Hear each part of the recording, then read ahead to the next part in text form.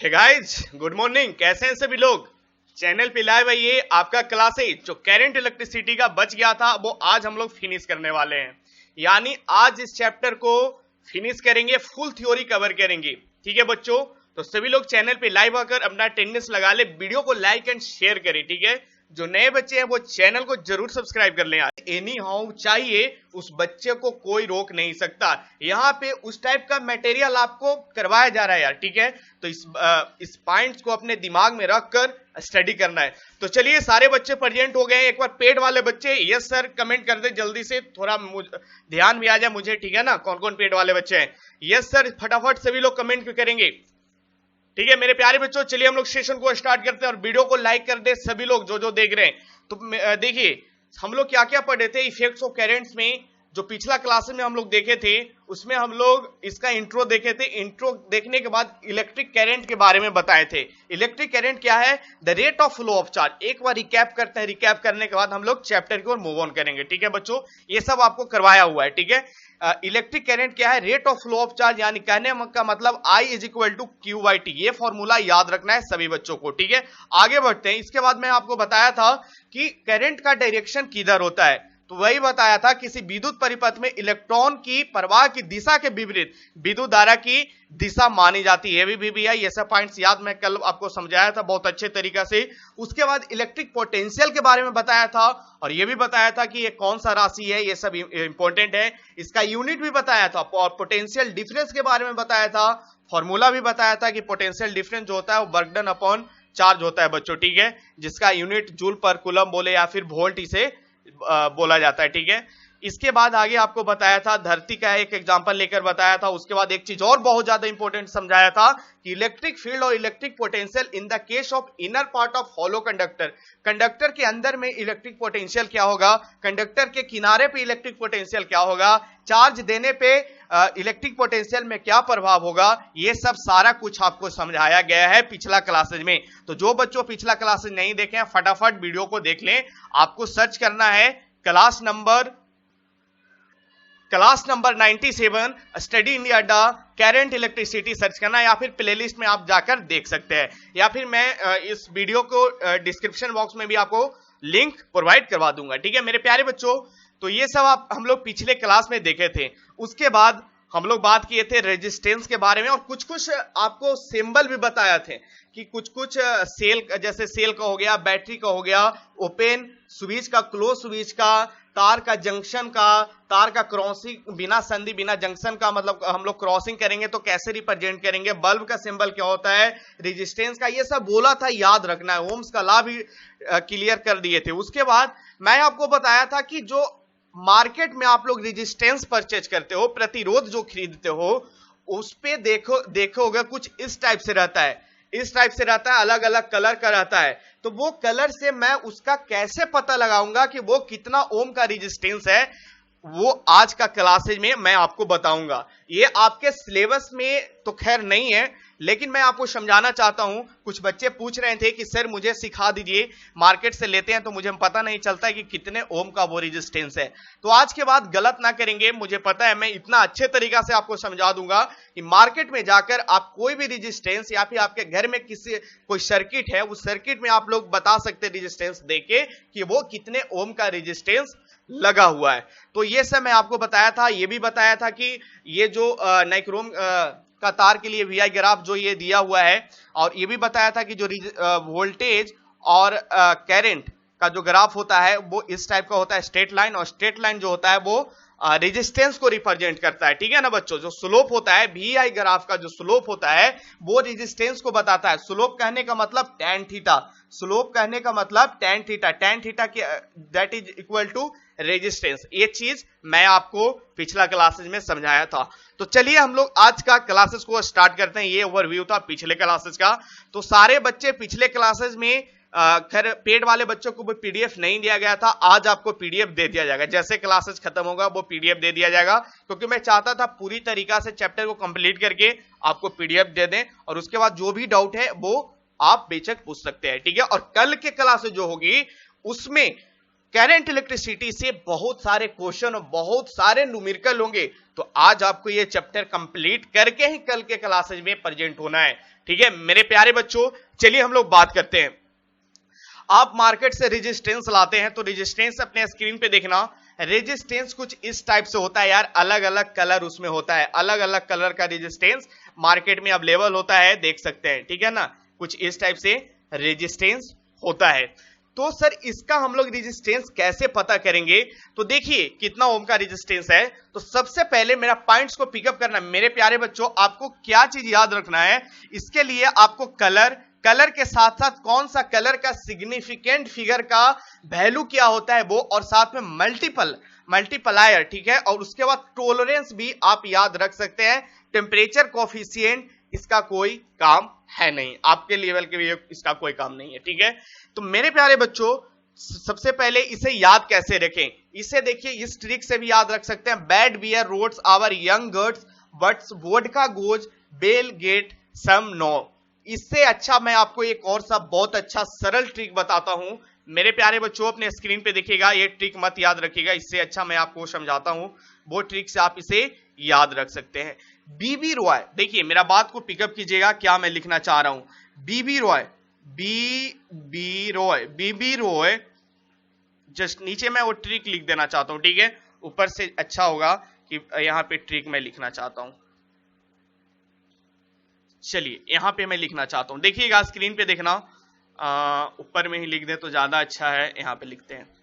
देखिए ट्रिक जो है मेरे प्यारे बच्चों, बीबी रॉय, ठीक है, ये व्यक्ति के नाम है, कहां के हैं, ऑफ ग्रेट ब्रिटेन के आदमी है, ग्रेट ब्रिटेन के आदमी, ब्रिटेन कंट्री के आदमी है। Has a very good wife, यानी उनका जो पत्नी है वो बहुत सुंदर है, उनका जो पत्नी है वो क्या है, has a very good wife. ये ट्रिक से आप इसे याद कर सकते हो। ठीक है मेरे प्यारे बच्चों, स्क्रीन पे देखना, जस्ट होल्ड अ सेकेंड, मैं उसे नीचे लिखकर समझाना चाहता हूं यार, यहां पे थोड़ा सा क्लियर नहीं पता चल रहा है, ऊपर में और कुछ लिखकर समझाना है। ठीक है, तो इस चीज को यहां पे लिखा जाए, यहां पे स्पेस है अपने पास, ठीक है ना, थोड़ा सा एडजस्ट करना पड़ेगा। देखना मेरे प्यारे बच्चों, देखना स्क्रीन पे मैं कहना क्या चाह रहा हूं। जो ट्रिक बताया वो ये बताया, बीबी रॉय एक व्यक्ति का नाम है, ठीक है, कहां के हैं, ऑफ ग्रेट ब्रिटेन, ब्रिटेन जो है वो बहुत ग्रेट कंट्री है, वही बोला जा रहा है, ग्रेट ब्रिटेन के वो हैं बीबी रॉय, और has a very good wife. ठीक है ना मेरे प्यारे बच्चों, इनका जो पत्नी है वो बहुत सुंदर है। अब इस ट्रिक से हमको पता चल गया, देखना इस ट्रिक से हमको क्या क्या पता चल गया, मैं कलर बताऊंगा। ठीक है, बीबी रॉय यानी बी फॉर ब्लैक हुआ मेरे प्यारे बच्चों, बी फॉर ब्लैक हुआ, ठीक है, और एक और भी है उसके, वो बी फॉर ब्राउन हुआ, और वाई का मतलब हुआ, मैं लिख देना चाहता हूं यार तब आपको पता चलेगा। ठीक है, देखिएगा यहां पे लिख देता हूं,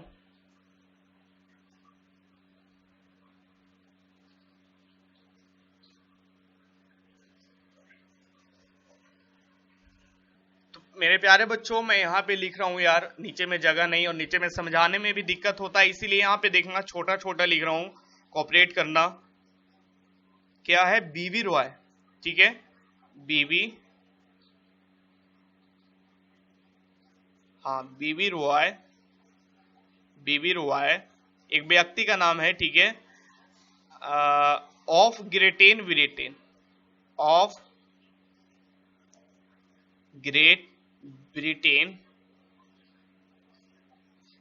Britain has a very good wife, ठीक है ना, has a very good wife. ठीक है, यहां पे भी जगह नहीं है यार। चलिए नीचे देखना, नीचे देखिएगा सभी लोग, यहां पे मैं लिख के समझाना चाहता हूं। क्या बोल रहा था, बीबी रॉय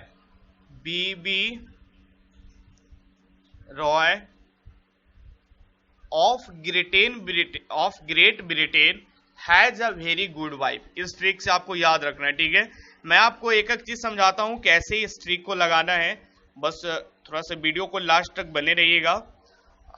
देखिए बीबी रॉय, ठीक है, बिल्कुल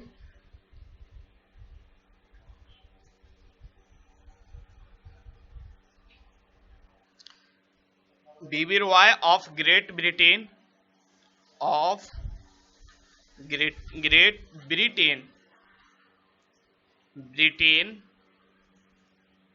has a very good wife, has a very good wife. ठीक है, इस ट्रिक से देखिए, इस ट्रिक से समझना B4 क्या हुआ मेरे प्यारे बच्चों, B4 हुआ, देखिए B4 हुआ ब्लैक, ब्लैक। ठीक है, नेक्स्ट B4 क्या हुआ, ब्राउन, और उसके बाद रॉय से रेड हुआ, O से ऑरेंज हुआ, और Y मतलब Y से येलो हुआ। उसके बाद ऑफ ग्रेट, ग्रेट का मतलब ग्रेट से ग्रीन हुआ, ब्रिटेन से ब्लू हुआ, ग्रेट ब्रिटेन हैज से कुछ नहीं, भी से वेरी से वॉयलेट हुआ, गुड से ग्रे हुआ, उसके बाद बेल से व्हाइट हुआ, उसके बाद गुड वाइफ। यहां तक हो गया। दो चीज आपको और याद रखना है मेरे प्यारे बच्चों, गोल्ड और सिल्वर। ठीक है, गोल्ड और सिल्वर आपको याद रखना है। इसका टॉलरेंस आपसे पूछा जाता है, एक का टॉलरेंस होता है 5% और दूसरा का टॉलरेंस होता है 10%। ये पूछा जाता है, ये याद रखना। रेजिस्टेंस में गोल्ड का टॉलरेंस कितना प्रतिशत होता है, तो मेरे प्यारे बच्चों आपको पता होना चाहिए 5% होता है सर, और सिल्वर का, चांदी का 10% होता है। चलिए आगे बात करते हैं, मैं आगे अब बात करता हूं। अपने स्क्रीन पे देखिएगा सभी लोग क्या कहना चाह रहा था। ठीक है,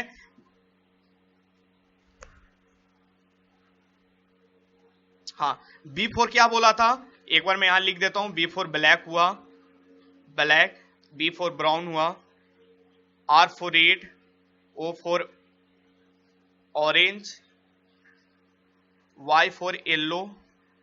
ठीक है, और इसका मतलब कुछ नहीं, G फॉर ग्रेट हुआ, सॉरी ग्रेट नहीं, ग्रीन, और ब्रिटिश का मतलब हुआ B फॉर ब्लू। ठीक है मेरे प्यारे बच्चों, ब्लू हैज का नहीं, यहाँ पे नहीं, इसको कंसीडर करना है, ये नहीं। B फॉर वॉयलेट हुआ, वॉयलेट, और अगेन G4 जो हुआ वो ग्रे कलर हुआ। ठीक है, पहले ग्रीन, उसके बाद ग्रे, उसके बाद फिर W फॉर व्हाइट।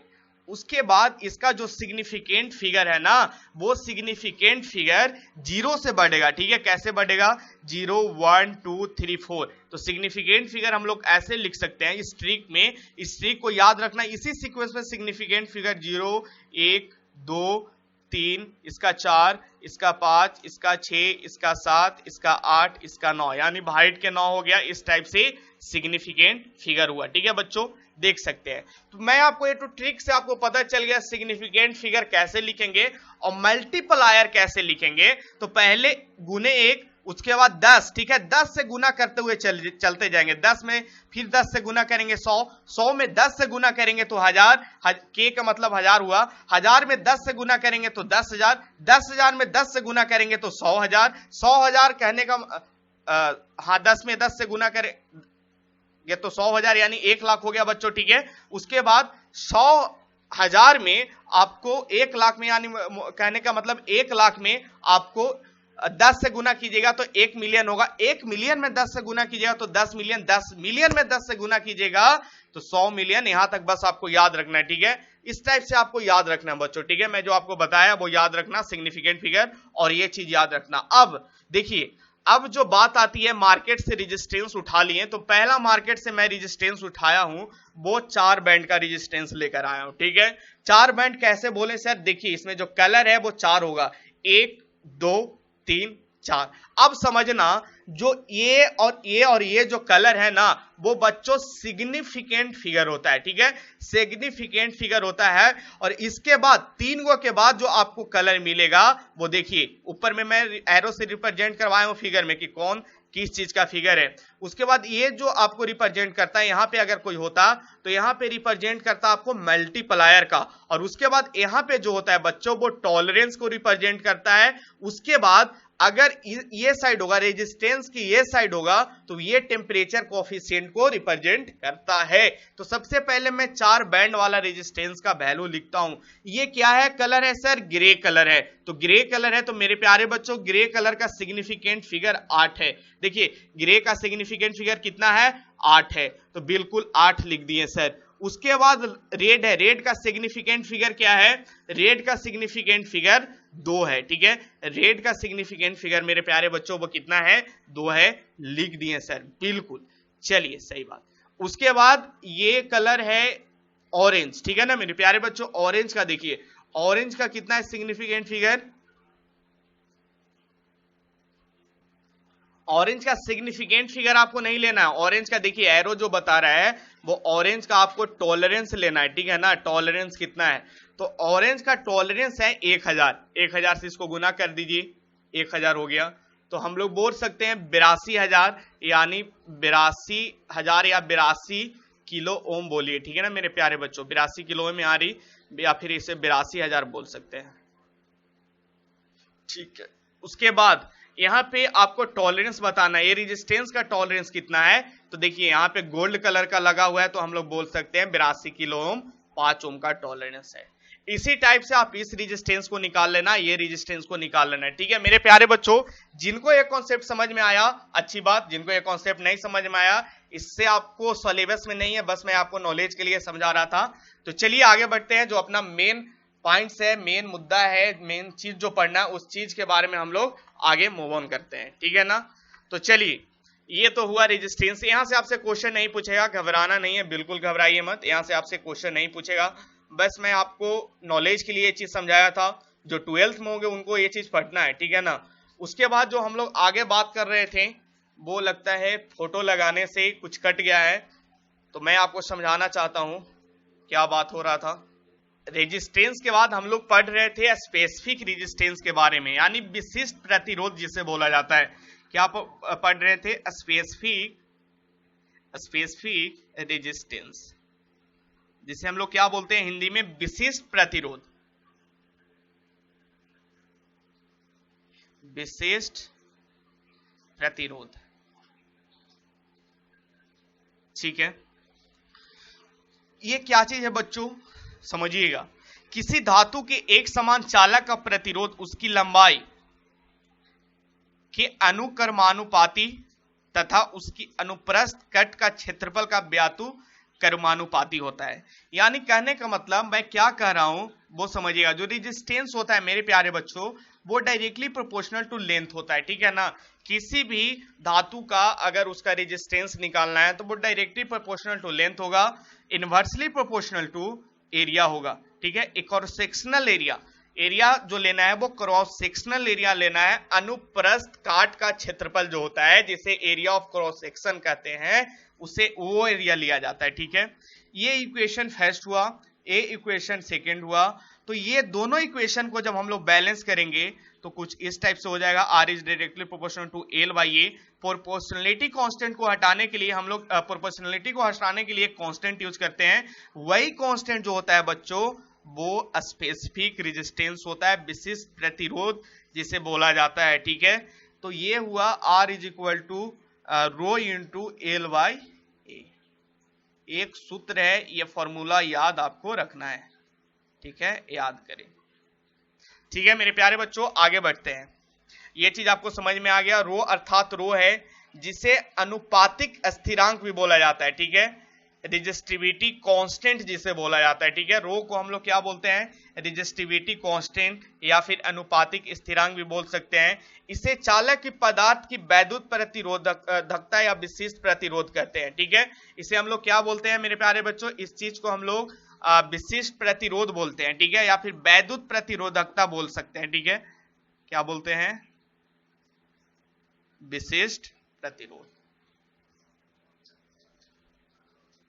ठीक है। यहां तक क्लियर। उसके बाद आगे बात करते हैं, इस पे मैं क्वेश्चन भी कल आपको करवाऊंगा। चलिए आगे जो है वो है प्रतिरोधकता किसी पदार्थ का अभिलाक्षण गुणधर्म है। धातुओं तथा मिश्र धातु की प्रतिरोधकता अत्यंत कम होता है। जो प्रतिरोधकता है, जो विशिष्ट प्रतिरोध है, जो वैद्युत प्रतिरोध है, जो रो है, वो किसी पदार्थ का गुण है यार, किसी पदार्थ का गुण है। ये पॉइंट्स बहुत इंपॉर्टेंट है, वेरी वेरी इंपॉर्टेंट। यानी मटेरियल को चेंज करने पे रो का वैल्यू चेंज होगा। मेरे प्यारे बच्चों ने पॉइंट्स को पिकअप करना। किसी मटेरियल को चेंज करने पे, यानी कहने का मतलब गोल्ड कंडक्टर है तो उसका रो का वैल्यू स्पेसिफिक रेजिस्टेंस अलग होगा, सिल्वर है उसका अलग होगा, कॉपर है उसका अलग होगा, ठीक है ना, रो, ना कि अगर कॉपर में हम लोग उसका लेंथ को कट कर देते हैं, सारा वायर कॉपर का है, लेंथ को सिर्फ कट कर रहे हैं, एरिया को बढ़ा रहे हैं, क्रॉस सेक्शनल एरिया को, तो ऐसा करने पे विशिष्ट प्रतिरोध में कुछ भी चेंज नहीं देखने को मिलेगा। यानी कहने का मतलब मोटा मोटी तौर पे मैं क्या समझाना चाह रहा हूं कि एक मटेरियल का जो स्पेसिफिक रेजिस्टेंस होता है, विशिष्ट प्रतिरोध होता है, वो सेम होता है। यानी कॉपर लीजिएगा तो कॉपर में विशिष्ट प्रतिरोध सारा कॉपर का सेम होगा। यानी ये जो है पदार्थ के अभिलाक्षणिक गुणधर्म है, ठीक है। धातुओं तथा मिश्र धातु का प्रतिरोधकता अत्यंत कम होती है। जो धातु होता है, मिश्र धातु होता है, उसका प्रतिरोधकता होता है वो बहुत कम होता है। अतः ये विद्युत के अच्छे चालक हैं, ये आपको पता है। जिसका प्रतिरोधकता, जिसका रेजिस्टेंस कम होगा, उसका कंडक्टिविटी तो ज्यादा होगा, तब ना वो इलेक्ट्रिसिटी को ज्यादा कंडक्ट करेगा।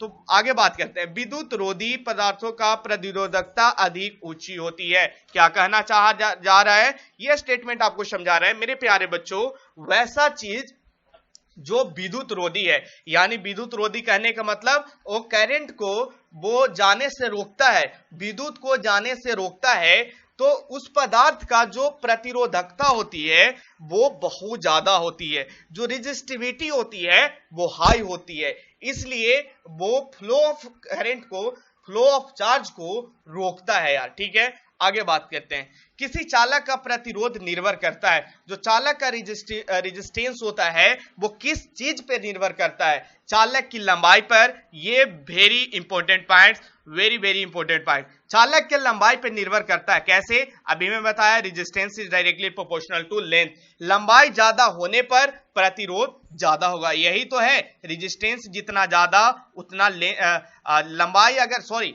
लंबाई ज्यादा है तो रेजिस्टेंस ज्यादा होगा। सपोज दैट आप एक 10 मीटर का कॉपर का तार लेते हैं और दूसरा जो है वो 100 मीटर का है, तो आपसे पूछा जाएगा कि दोनों तार में से कौन सा तार में रेजिस्टेंस ज्यादा है, तो आपको बताना है कि 100 मीटर वाला तार में रेजिस्टेंस ज्यादा है क्योंकि उसका लंबाई ज्यादा है। मेरे प्यारे बच्चों, ये क्वेश्चन बिहार पॉलिटेक्निक 2017 में ये क्वेश्चन पूछा गया है, और इस पे एक और क्वेश्चन पूछा गया था एरिया का, क्रॉस सेक्शनल एरिया पे। तो इस टाइप का क्वेश्चन पूछे जाते हैं। अगर वीडियो पसंद आ रहा है तो सभी लोग वीडियो को लाइक करें यार, अब वीडियो को लाइक करके मेरे प्यारे बच्चों 200 लाइक का टारगेट जल्दी से पूरा दें, ठीक है। आगे बात करते हैं, ये पॉइंट्स क्लियर हुआ। मैं समझाना क्या चाह रहा था, बस मैं ये समझाना चाह रहा था, चालक की लंबाई बढ़ाओगे तो उसका प्रतिरोध जो है वो बढ़ेगा। नेक्स्ट पॉइंट है अनुप्रास्थ काट की क्षेत्रफल। अनुप्रस्थ काट की क्षेत्रफल यानी कहने का मतलब एरिया ऑफ क्रॉस सेक्शन। अनुप्रास्थ काट की क्षेत्रफल जितना ज्यादा होगी प्रतिरोध उतना कम होगी। जाहिर सी बात है, रेजिस्टेंस जो होता है वो inversely proportional to area of cross sectional होता है। यानी कहने का मतलब अनुप्रास्थ काट की क्षेत्रफल जितना ज्यादा होगी, यानी एरिया ऑफ क्रॉस सेक्शन जितना ज्यादा होगा, रेजिस्टेंस उतना कम होगा, क्योंकि ये आपस में इनवर्सली प्रोपोर्शनल है। मेरे प्यारे बच्चों, ये भी क्वेश्चन आपसे 2020 के लिए VVI लगा लेना। ये मेरा माइंड में कह रहा है कि ये क्वेश्चन पूछेगा, क्योंकि 2017 में ये क्वेश्चन पूछ दिया है, तो नेक्स्ट टाइम ये क्वेश्चन पूछा जाएगा। क्वेश्चन कैसे पूछेगा, आपको क्वेश्चन कंडक्टर दे देगा, ठीक है, उसका बोल देगा कि इसका क्षेत्रफल इतना है, और बाद में इसका क्षेत्रफल को कम कर दिया जाता है, एरिया ऑफ क्रॉस सेक्शन वाला क्षेत्रफल उसको कम कर दिया जाता है। तो कितना कम करेंगे और रेजिस्टेंस में कितना वृद्धि होगी, वो चीज आपसे पूछा जाएगा। टेंशन ना लें, कल का क्लास में मैं आपको समझा दूंगा। ये दोनों पॉइंट्स क्लियर हुआ, तो आगे बढ़ते हैं। पदार्थ की प्रकृति पर, हाँ, पदार्थ की प्रकृति पर भी निर्भर करता है, ठीक है मेरे प्यारे बच्चों। आगे बढ़ते हैं, पदार्थ की प्रकृति पर रेजिस्टेंस इसलिए निर्भर करता है कि रेजिस्टिविटी जो है, रो जो है, स्पेसिफिक रेजिस्टेंस जिसे बोल रहे हैं, रो जो है वो अलग अलग पदार्थ का अलग अलग होता है, अलग अलग मटेरियल का अलग अलग होता है, इसलिए हम लोग बोल सकते हैं रेजिस्टेंस जो है वो पदार्थ की प्रकृति पर भी निर्भर करता है। ये तीनों पॉइंट्स क्लियर है, तो वीडियो को लाइक करें सभी लोग। तो देखना यार, यहां से जो फॉर्मूला आया वो R is to rho into L by A, यानी कहने का मतलब ये तीनों पॉइंट्स जो है इस चीज को बता रहा है। आगे बात करते हैं, किसी पदार्थ का प्रतिरोध एवं प्रतिरोधकता दोनों ही ताप में परिवर्तन के साथ साथ परिवर्तित हो जाता है, ठीक है। अच्छा पॉइंट है, इसे भी याद रखना। चलिए आगे बात करते हैं इफेक्ट्स ऑन टेम्परेचर। ठीक है मेरे प्यारे बच्चों, टेम्परेचर बढ़ाने पे रेजिस्टेंस का मतलब क्या इफेक्ट होगा, ठीक है ना, टेम्परेचर कम करने पे रेजिस्टेंस में क्या चेंज होगा, वो चीज हम लोग बात करेंगे। यहां तक क्लियर है? तो आगे बढ़ते हैं। ताप बढ़ाने पर धातु की प्रतिरोधकता बढ़ जाती है, अतः प्रतिरोध बढ़ जाता है, यानी रेजिस्टिविटी। देखना, टेम्परेचर बढ़ाओगे तो मेटेलिक का जो प्रतिरोधकता है, रेजिस्टिविटी है, वो क्या हो जाता है, बढ़ जाता है। जब ये बढ़ जाता है तो हम लोग बोल सकते हैं रेजिस्टेंस बढ़ जाता है। मेरे प्यारे बच्चों, ऐसा क्यों होता है? सपोज दैट आपके पास मेटल का आयरन का रड है, ठीक है, आयरन का रड है, जब उसे आप गर्म कीजिएगा तो उसके अंदर जो मॉलिक्यूल है ना, उसमें हलचल हो जाती है, ठीक है, मॉलिक्यूल आपस में हलचल करने लगता है, इसके कारण एक दूसरे में टकराव होने लगती है, इसके कारण वहां पे रेजिस्टेंस बढ़ जाता है, ठीक है ना, एक तरह से बोल सकते हैं इंट्रोपी बढ़ जाता है। ये सब आपको आगे 11-12 में पढ़ना डिटेल में, तो अभी याद रखना, टेम्परेचर बढ़ाने पे रेजिस्टेंस बढ़ जाता है। मिश्र धातु की प्रतिरोधकता भी ताप बढ़ाने पर बढ़ती है, परंतु वह वृद्धि अपेक्षाकृत बहुत कम होती है। यानी जो मिश्र धातु होता है ना मेरे प्यारे बच्चों, जो मिश्र धातु होता है, अगर उसमें भी टेम्परेचर बढ़ाएंगे, ताप बढ़ाएंगे, तो रेजिस्टेंस बढ़ेगा। रेजिस्टेंस तो बढ़ता ही है, लेकिन थोड़ा सा कम बढ़ता है, बहुत कम बढ़ता है।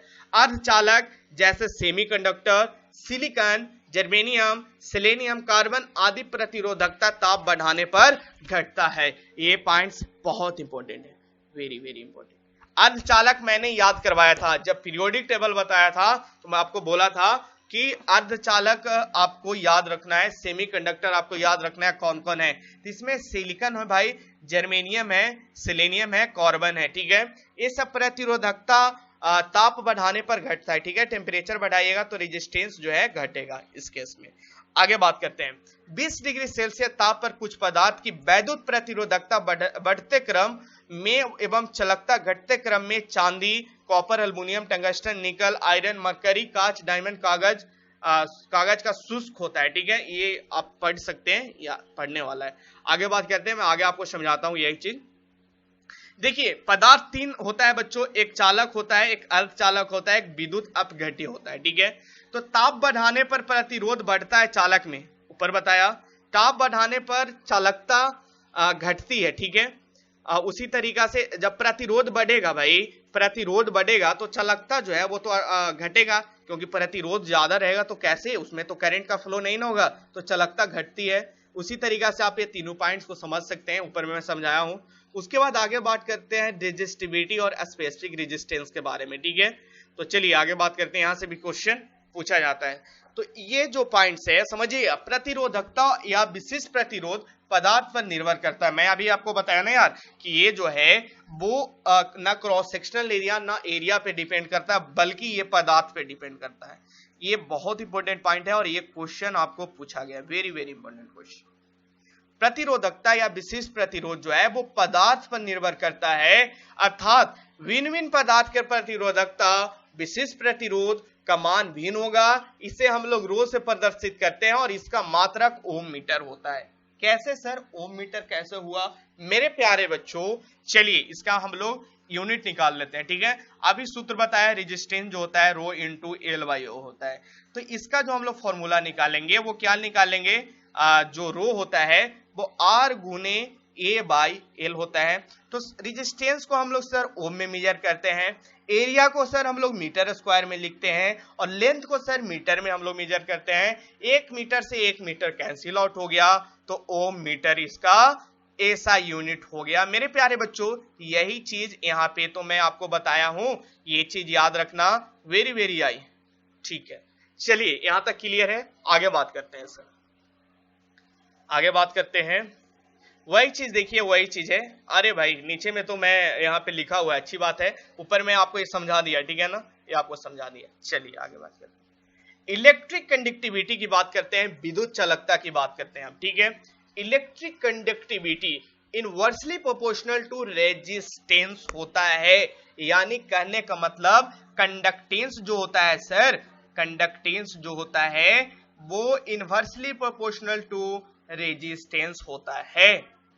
रेजिस्टेंस यानी कंडक्टेंस जो होता है वो इनवर्सली प्रोपोर्शनल टू रेजिस्टेंस होता है, यानी C is equal to R ऐसे लिख सकते हैं। वही लिखा गया है मेरे प्यारे बच्चों, विद्युत चालकता जो है वो 1/R होता है।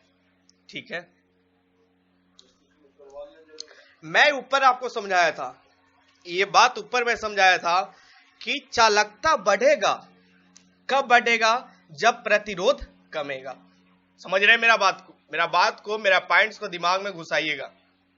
कंडक्टिविटी जब बढ़ेगा जब रेजिस्टेंस घटेगा। सपोज दैट आपके पास कॉपर का वायर है और एक आपके पास सिल्वर का वायर है, ठीक है, सिल्वर का वायर है, ठीक है। तो सिल्वर का कंडक्टिविटी मेरे प्यारे बच्चों वो ज्यादा होता है एज कंपेरिजन टू कॉपर का वायर, ठीक है। तो जो हाईली डिवाइसेज होता है, जो कंप्यूटर वगैरह होता है ना, हाईली डिवाइसेज कहने का मतलब इलेक्ट्रॉनिक डिवाइस जो मतलब महंगा वाला होता है, उसमें उसका कुछ सर्किट में सिल्वर का भी यूज किया जाता है मेरे प्यारे बच्चों, इसलिए इलेक्ट्रॉनिक डिवाइस महंगा होता है। ऐसे जनरली हम लोग जो घर में यूज करते हैं वायर, वो बोलते हैं कॉपर का वायर अच्छा होता है क्योंकि उसका कंडक्टिविटी ज्यादा है, उसका रेजिस्टिविटी कम है एज कंपेरिजन टू एल्युमिनियम का वायर से। ठीक है, मैं आपको समझाऊंगा आगे। देखिए आगे ये चीज आपको लिखा हुआ है, सारा कुछ सारा टेबल में है, आपको समझ में आ जाएगा टोटल चीज, ठीक है ना। सिल्वर का भी लिखा हुआ है, ठीक है, सारा कुछ समझ में आएगा। तो मेरे प्यारे बच्चों ये पॉइंट्स तो आपको समझ में आ गया। विद्युत चालकता जो होती है वो 1/R होता है। और आपको पता होना चाहिए रेजिस्टेंस का यूनिट क्या लिखते हैं? ओम लिखते हैं ना। तो इसी को उल्टा लिख दिया गया है। कंडक्टेंस क्या है मेरे प्यारे बच्चों? कंडक्टेंस जो है वो इनवर्सली प्रोपोर्शनल है, 1/R का इनवर्सली प्रोपोर्शनल है। तो ओम को हम लोग उल्टा करके लिख दिए क्या? MHO, महो जिसे बोलते हैं। या फिर कहीं कहीं इसका ऐसे भी यूनिट होता है, जस्ट इस टाइप से। रेजिस्टेंस जो होता है वो इस टाइप से होता है, तो कंडक्टेंस इस टाइप से रिप्रेजेंट किया जाता है। ये लिखने का तरीका है। आगे बात करते हैं, विद्युत प्रतिरोध जितना कम होगा चालकता उतना अधिक होगा। मैं रट के एग्जांपल ले लेकर ये पॉइंट्स को समझाया हूं। आगे आपको कुछ मैं बोलूंगा वो याद रखना। देखना मेरे प्यारे बच्चों, इसमें याद रखना आप लोग सिल्वर का अक्सर पूछा जाता है रेजिस्टिविटी। देखिए सिल्वर का कंडक्टिविटी, देखिए सिल्वर का कंडक्टिविटी कितना ज्यादा है एज कंपेरिजन टू कॉपर का 6 है, ज्यादा नहीं है, थोड़ा सा ज्यादा है, ठीक है ना, थोड़ा सा ज्यादा है। इसका 6 है या इसका 6.2 है, ठीक है। यानी कहने का मतलब सिल्वर में जिसका कंडक्टिविटी ज्यादा है उसका बोल सकते हैं उसमें करंट जो है ना, उसमें वोल्टेज जो है वो ज्यादा आपको मिलेगा, ठीक है। उसी तरीका से नाइक्रोम हो गया, नाइक्रोम का भी याद रखना, टंगस्टन याद रखना। और नाइक्रोम टंगस्टन आपसे पूछा जाएगा कि सबसे ज्यादा कंडक्टिविटी किसमें होता है, तो आपको याद रखना है नाइक्रोम याद रखना है, ठीक है। नाइक्रोम का देख सकते हैं कितना है 6.7 × 10⁵। उसके बाद जो है वो सिल्वर का है। उसके बाद जो है गोल्ड का भी पूछा जाता है, गोल्ड और कॉपर याद रखना, ठीक है, ये सब याद रखना, ठीक है। उसके बाद देखिए एक चीज जो पूछा जाता है ना, टंगस्टन तो आपको पता है जो फिलामेंट वगैरह बना हुआ होता है वो टंगस्टन का बना हुआ होता है। नाइक्रोम जो है मेरे प्यारे बच्चों वो निकेल और क्रोमियम को मिल के बनता है, ठीक है। नाइक्रोम जो है वो किसका मिक्सचर है? Nickel plus chromium. ये पूछा गया है, ये बिहार पॉलिटेक्निक में पूछा गया है क्वेश्चन। ये क्वेश्चन मुझे ईयर एग्जैक्ट याद नहीं है, लेकिन एक क्वेश्चन पूछा गया है। निकेल क्रोमियम जो है वो एलॉय है, नाइक्रोम एलॉय है निकेल क्रोमियम का। और नाइक्रोम का हम लोग जो यूज करते हैं मेरे प्यारे बच्चों वो हीटिंग वायर्स बनाने में यूज करते हैं, ठीक है। चलिए आगे बात करते हैं। यहां तक समझ में आया? जो मैं बोला हूं वो याद रखना। कल मैं आपको क्वेश्चन जब करवाऊंगा ना तो ये सारा पॉइंट्स मैं बताऊंगा कि देखो यार यहां से क्वेश्चन आ रहा है, तो वहां पे गलत नहीं करना है। विशिष्ट चालकता स्पेसिफिक कंडक्टिविटी, जिसे हम लोग साइमन कहते हैं मेरे प्यारे बच्चों। देखिएगा विद्युत प्रतिरोध की व्यातुक्रम की विद्युत चालकता कहते हैं। इसका मात्रक साइमेन मीटर होता है, ठीक है। सीमेन मीटर होता है, ASI सीमेन मीटर, ठीक है। ये याद रखना है, हूबहू इसे याद रखना है। और विद्युत चालकता को जो हम लोग रिप्रेजेंट करते हैं वो सिग्मा से रिप्रेजेंट करते हैं। सिग्मा जो हुआ वो 1/ρ हुआ, ठीक है ना। ये बच्चों ऊपर जो मैं लिखा ना, यहाँ से आपको जैसे मैं आपको समझाया ना, जो ऊपर में आपको मैं अभी जो समझाया, विद्युत चालकता जो होती है, कंडक्टेंस होता है 1/r होता है, वहीं से आया। देखिए कंडक्टेंस जो होता है 1/r होता है। रेजिस्टेंस क्या होता है? रेजिस्टेंस जो होता है वो डायरेक्टली प्रोपोर्शनल टू सिग्मा होता है। जैसे R is equal to sigma into L/A लिखते हैं ना, तो यहाँ से ये आया और यहाँ से डायरेक्ट ऐसे लिख सकते हैं C इज इक्वल टू 1/सिग्मा, और कंडक्टेंस जो है उसको हम लोग sorry 1, just hold a second, मैं यहाँ पे मिस्टेक कर गया। आपको मिस्टेक नहीं करना है मेरे प्यारे बच्चों, यहाँ पे आप लोग बोले भी नहीं, यहाँ पे रो होगा ना, वही तो मैं बोला, सिग्मा नहीं होगा, रो होगा। चलिए इसे इरेज करके फिर से लिखता हूं ताकि समझ में आए कहना क्या चाह रहे। देखिए अभी जो सूत्र ऊपर में सिखाया 1 is equal to rho by L/A, ठीक है, रो बाई L/A, ठीक है मेरे प्यारे बच्चों, यही तो मैं आपको समझाया ऊपर में। तो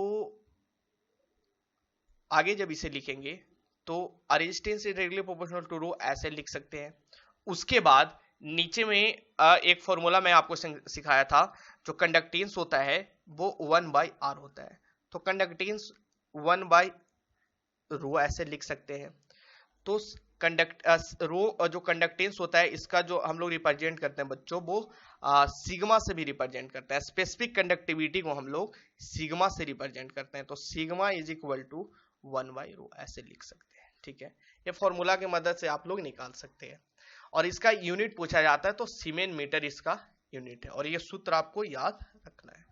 चलिए आगे बात करते हैं। किसी पदार्थ की विशिष्ट प्रतिरोध जितना कम होगा उसकी विशिष्ट चालकता उतना अधिक होगी, वही तो बोला जा रहा है, वही तो मैं समझाया।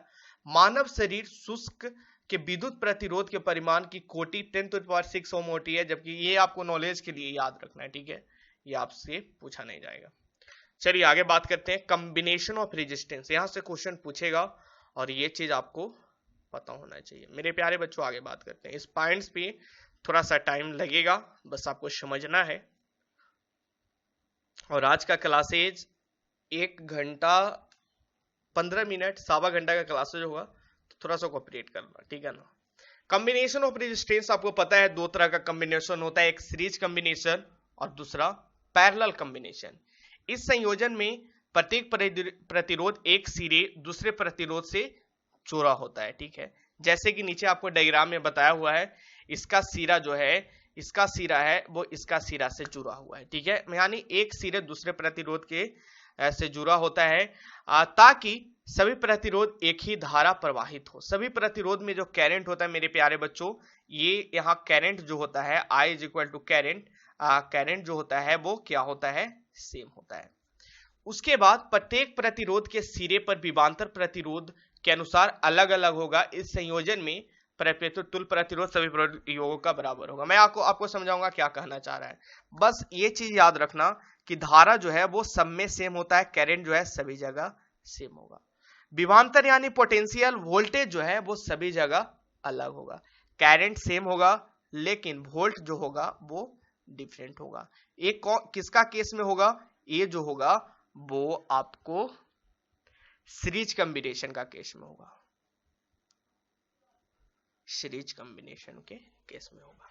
तो चलिए आप देख सकते हैं इस टाइप से सीरीज कॉम्बिनेशन को किया जाता है, लिखा जाता है। और जैसे इसका इक्विवेलेंट अगर निकालना है तो सिंपल इसका सम हो जाता है R equivalent R1 plus R2 plus R3, ऐसे कर देना है। सपोज दैट आपके पास मेरे प्यारे बच्चों देखना एग्जांपल 4 ओम 3 ओम और 2 ओम का रेजिस्टेंस है, आपसे बोलेगा इक्विवेलेंट रेजिस्टेंस यानी तुल्य प्रतिरोध निकालना है, तो R इक्विवेलेंट 4 प्लस 3 प्लस 2 4 3 7 2 9 ओम आ जाएगा, ठीक है, ऐसे लिखा जाता है। और इसे ऐसे भी लिख सकते हैं, सपोज दैट एक ट्रिक मैं बता रहा हूं, ये सिर्फ अप्लीकेबल होगा एक ही टाइप का रेजिस्टेंस के लिए, एक ही टाइप का रेजिस्टेंस के लिए, ठीक है। अगर R ओम का रेजिस्टेंस है, R ओम का रेजिस्टेंस है, सेम है, सारा सेम है, तो R इक्विवेलेंट NR कर देंगे। कैसे सर, देखना, ठीक है।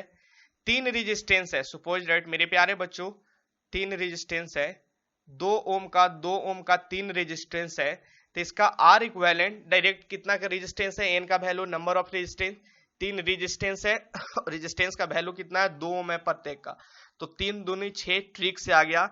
या फिर इसे ऐसे भी हम लोग लिख सकते हैं, आर इक्विवेलेंट जो प्रोसेस बताया 2 + 2 + 2 यानी 2 2 4 + 2 यानी 6 ओम। ट्रिक से भी आ गया और बिना ट्रिक से भी आ गया। चलिए अब आगे बात करते हैं। सजावटी लड़ियों में बल्ब श्रेणी क्रम में जुड़े होते हैं, इसलिए एक बल्ब भी खराब होने पर परिपथ टूट जाता है और सभी बल्ब बुझ जाते हैं। क्या कहा जा रहा है, आपके घर में दिवाली में आप लोग जो लाते हो ना, जो लाइट होती है वो जलता है, अलग अलग कलर का लाइट होता है जिसे हम लोग सजाते हैं, सजावटी लड़ियां जिसे बोला जाता है। इसमें बल्ब जो होता है मेरे प्यारे बच्चों श्रेणी क्रम में जोड़ा जाता है, श्रेणी क्रम में जोड़ा जाता है। आप लोग देखते होंगे कि जो भकभुक होता है ना, जब कभी भकभुक जो होते रहता है वो एक सीक्वेंस वे में होता है, पहले ये जलेगा फिर उसके नीचे वाला जलेगा उसके बाद जो जलेगा। यानी कहने का मतलब जो लड़ियों में बल्ब होती है वो श्रेणी क्रम में होती है। अगर एक भी बल्ब आपका टूट गया ना, आप लोग इसे सोचे देखोगे, अगर एक भी बल्ब टूट जाएगा तो सारा बल्ब जलना बंद कर देता है। चलिए ये पॉइंट्स क्लियर हुआ, ये वेरी आई। आगे बात करते हैं पैरेलल कॉम्बिनेशन। पैरेलल कॉम्बिनेशन, इस संयोजन में 2 या अधिक प्रतिरोध इस प्रकार जुड़े होते हैं कि सभी प्रतिरोध का एक सिरा परिपथ के एक बिंदु से तथा दूसरा सिरा दूसरे बिंदु से, ठीक है, दूसरा सिरा दूसरे बिंदु से जैसा बोला जा रहा है वैसा जुड़ा हुआ होता है। आप देख सकते हैं इन संयोजन में सभी प्रतिरोध में प्रतिरोधी के सिरों के बीच विभवांतर एक ही होता है। यानी कहने का मतलब यहाँ पे पोटेंशियल डिफरेंस जो होगा वो भी होगा, सेम होगा, लेकिन करंट जो होगा वो अलग अलग होगा, डिफरेंट होगा, करंट जो होगा अलग अलग होगा। आपके घर में जो वायरिंग होता है वो पैरेलल कॉम्बिनेशन में होता है। मेरे प्यारे बच्चों, अगर पैरेलल कॉम्बिनेशन में नहीं रहेगा तो कहीं का बल्ब कुछ ज्यादा तेज ग्लो करेगा, कहीं का बल्ब कम ग्लो करेगा, क्योंकि अगर सीरीज कॉम्बिनेशन में रहेगा तो अलग अलग वहां पे वोल्टेज सप्लाई होगा, तो अलग अलग वोल्टेज सप्लाई होगा। अब बोल सकते हैं कि जिसके पास ज्यादा वोल्टेज सप्लाई होगा वो ज्यादा ग्लो करेगा, ज्यादा लाइट देगा, और जिसके पास कम वोल्टेज सप्लाई होगा कम ग्लो करेगा। यानी कहने का मतलब आज के बाद ये दिमाग में बैठा लेना कि जो घर में वायरिंग होता है वो पैरेलल कॉम्बिनेशन में होता है। तो मेरे प्यारे बच्चों आगे बात करते हैं। इसका जो हम लोग इक्विवेलेंट निकालते हैं वो इक्विवेलेंट निकालने का तरीका इस टाइप से है, ठीक है, इस टाइप से। मैं आपको कल क्वेश्चन करवाऊंगा, उसमें बहुत सारा इसमें आपको देखने को मिलेगा। इस टाइप से इसका इक्विवेलेंट लिखा जाता है। तो देखिए सपोज दैट एग्जांपल के तौर पे अब मैं आपको बोलूं तो इस टाइप का आपके पास, ठीक है, यहाँ पे 3 ओम है, यहाँ पे 4 ओम है, यहाँ पे 5 ओम है, ठीक है। इसका आर इक्विवेलेंट निकालेंगे तो 1/r 1/3 1/4 1/5, ठीक है। 1/r इक्विवेलेंट करेंगे तो मेरे प्यारे बच्चों यहाँ पे इसका एलसीएम लेना पड़ेगा, ठीक है। इसका एलसीएम लेकर आप इसे सोल्व कर लीजिएगा। यहाँ पे एलसीएम लेंगे तो कुछ ज्यादा लेंदी हो जाएगा, इसलिए मैं सोल्व नहीं कर रहा हूँ। जब इसे आप सोल्व कीजिएगा तो इस टाइप से आप इसे सोल्व करते हैं। मेरा मकसद है बस आपको सिखाना, ठीक है। आगे मैं आपको एक चीज और सिखाना चाहता हूँ जो बहुत बार पूछा जाता है, वो देखिएगा 2 रेजिस्टेंस के केस में। सपोज दैट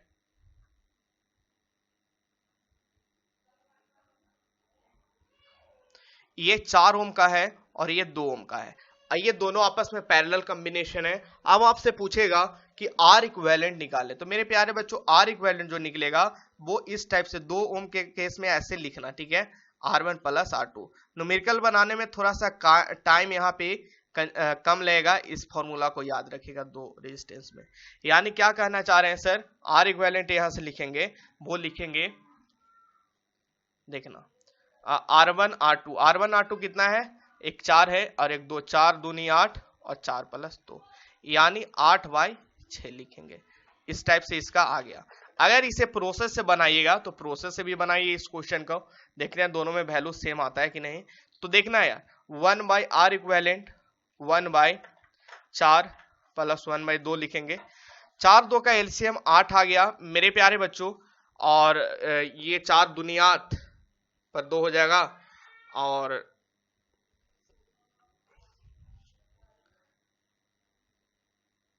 हाँ 2 है, 4 दूनी 8 यानी ऊपर 4 हो जाएगा, ठीक है, 1/r इक्वेलेंट।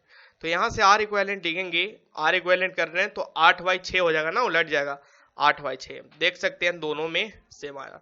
ये ट्रिक से भी बनाइए या फिर ये प्रोसेस से बनाइए। दूसरा केस आपको सिखाना चाह रहा हूं, एक केस इसमें और है, वो सीखना। एक जो केस है मेरे प्यारे बच्चों, वो ये है कि रेजिस्टेंस जो है वो सेम होगा तो सर कैसे लिखेंगे। तो देखना यार, देखना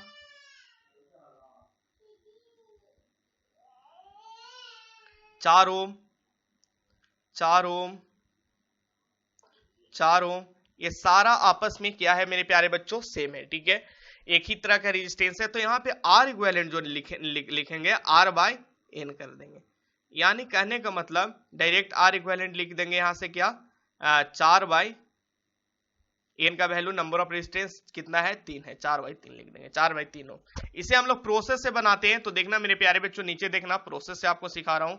ये सब क्वेश्चन, इस टॉपिक पे इतना टाइम देने का मेरा मेन एक ही मकसद है कि आप लोग सीख सको, ठीक है ना।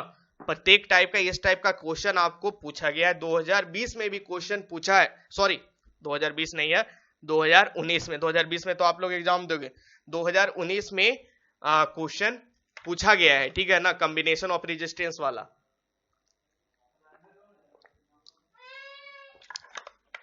मिक्स्ड कॉम्बिनेशन का मैं क्वेश्चन एक दो को क्वेश्चन करवाऊंगा। अभी मिक्स्ड कॉम्बिनेशन यहाँ पे नहीं बता रहे, लेकिन मिक्स्ड कॉम्बिनेशन का क्वेश्चन आपको 1 से 2 करवाएंगे। तो यहाँ पे समझना, यहाँ पे समझने की बात है, ये वाला ध्यान दीजिएगा, ये वाला भी सीखना बहुत जरूरी है। लास्ट टाइप हो गया, देखिए किस टाइप का है, हाँ यही वाला जो मैं सिखा रहा हूं, देखना। ये ट्रिक से निकाल दिया भाई, ये ट्रिक हो गया। और इसे प्रोसेस से बनाएंगे तो ऐसे लिखेंगे 1/r इक्विवेलेंट 1/4 + 1/4 + 1/4, यानी करने का मतलब एलसीएम कितना आ गया, 4 आ गया, और 1 + 1 + 1, ठीक है ना, एलसीएम 4 है, नीचे कॉमन है। तो 1/r इक्विवेलेंट जो होगा मेरे प्यारे बच्चों, r इक्विवेलेंट यहां से लिखेंगे तो 4/3 डायरेक्ट लिख सकते हैं। तो देख सकते हैं ये दोनों सेम है। ट्रिक से बनाइए चाहे प्रोसेस से बनाइए, आप पे डिपेंड करता है। तो मैं आपको सिखा दिया लगभग 4 टाइप का, देखिए है ना, ये सारा टाइप आपको पता होना चाहिए। यहां से क्वेश्चन पूछा जाता है, इसलिए मैं आपको सिखा रहा हूं। एक पहला ये हो गया, दूसरा इसका ट्रिक वाला ये हो गया सीरीज वाला में, ठीक है, दूसरा टाइप। फिर हम लोग सीखें यहाँ से तीसरा टाइप ये सीखें, उसके बाद चौथा ये सीखें 2 वाला केस में, ठीक है, उसके बाद 5वां ये सीखें। यानी 5 टाइप का मैं आपको सिखा दिया रेजिस्टेंस बनाने के लिए। इससे ज्यादा नहीं पूछेगा, इससे आपको ज्यादा एक मिक्स्ड कॉम्बिनेशन से पूछ सकता है। तो मिक्स्ड कॉम्बिनेशन जब मैं क्वेश्चन आपको करवाऊंगा तो वहां पे आपको समझा दूंगा मिक्स्ड कॉम्बिनेशन का कैसे बनता है, ठीक है। मिक्स्ड कॉम्बिनेशन सिंपल सी बात होता है, रेजिस्टेंस और पैरेलल दोनों आपस में रेजिस्टेंस को जोड़ दिया जाता है, ठीक है ना मेरे प्यारे बच्चों। तो मैं आपको सिखाना चाहता हूं, सिखा दूं क्या यार, चलिए हीटिंग पढ़ना है, हीटिंग ये सब आप लोग पढ़ भी सकते हैं, इसमें उतना टाइम नहीं लगेगा, बस रीडिंग देकर निकलना है। जो मेरा मेन मकसद है वो न्यूमेरिकल के लिए। तो न्यूमेरिकल के लिए सीरीज कॉम्बिनेशन और मिक्स्ड कॉम्बिनेशन का भाई थोड़ा सा कॉन्सेप्ट मैं आपको समझाना चाहता हूं, तो समझिएगा।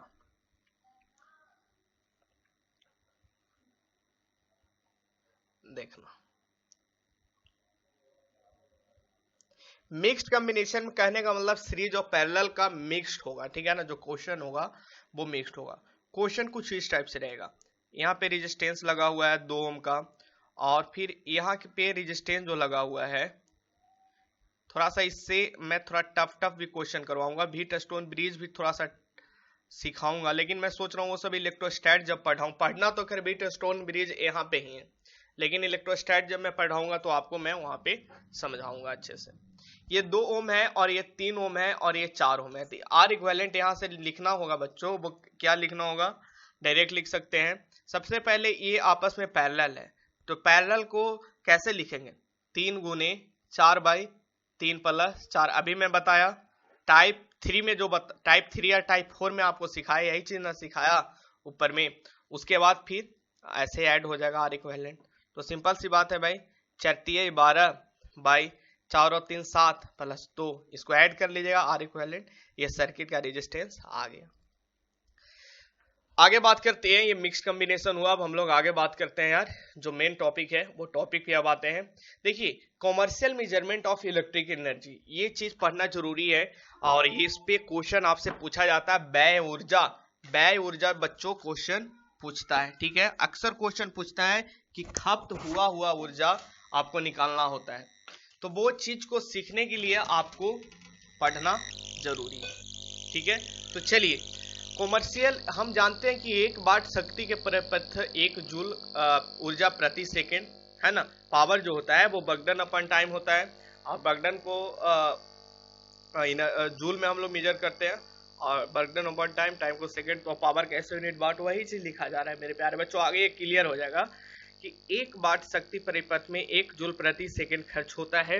यदि वाट से 1000 गुना बड़ा मात्रक किलो वाट का प्रयोग करें तो ये ऊर्जा 1000 जूल प्रति सेकेंड हो जाएगा, अर्थात हम लोग क्या बोल सकते हैं, 3.6 इंटू 10⁶ जूल प्रति घंटा लग गया, तो 3600 से मल्टीप्लाई हो जाएगा। तो वही चीज 1000 जूल प्रति सेकेंड को हम लोग कन्वर्ट करेंगे जूल प्रति सेकेंड में, तो 3.6 इंटू 10⁶ लिखेंगे। ये चीज आपको याद होना चाहिए, ठीक है। आगे बात करते हैं, ये जो है इलेक्ट्रिक मोटर है, जो प्रत्येक व्यक्ति देखोगे सबके घर में ये लगा हुआ रहता है। ये कितना खपत होता है ऊर्जा उसको बताता है। तो 1 किलोवाट शक्ति परिपथ में 1 घंटा तक कार्य करता है। तो विद्युत ऊर्जा किलोवाट घंटा, किलोवाट आवर कहते हैं, किलोवाट घंटा ही 1 यूनिट विद्युत ऊर्जा कहा जाता है, ठीक है। आपके घर में जो ऊर्जा जो आप लोग जैसे कोई रीडिंग देने वाला आता है, उससे पूछते हैं कि कितना यूनिट हमने खर्च किया, तो 1 यूनिट जो होता है वो क्या होता है, किलोवाट आवर, ठीक है ना। किलोवाट घंटा को ही 1 यूनिट कहते हैं।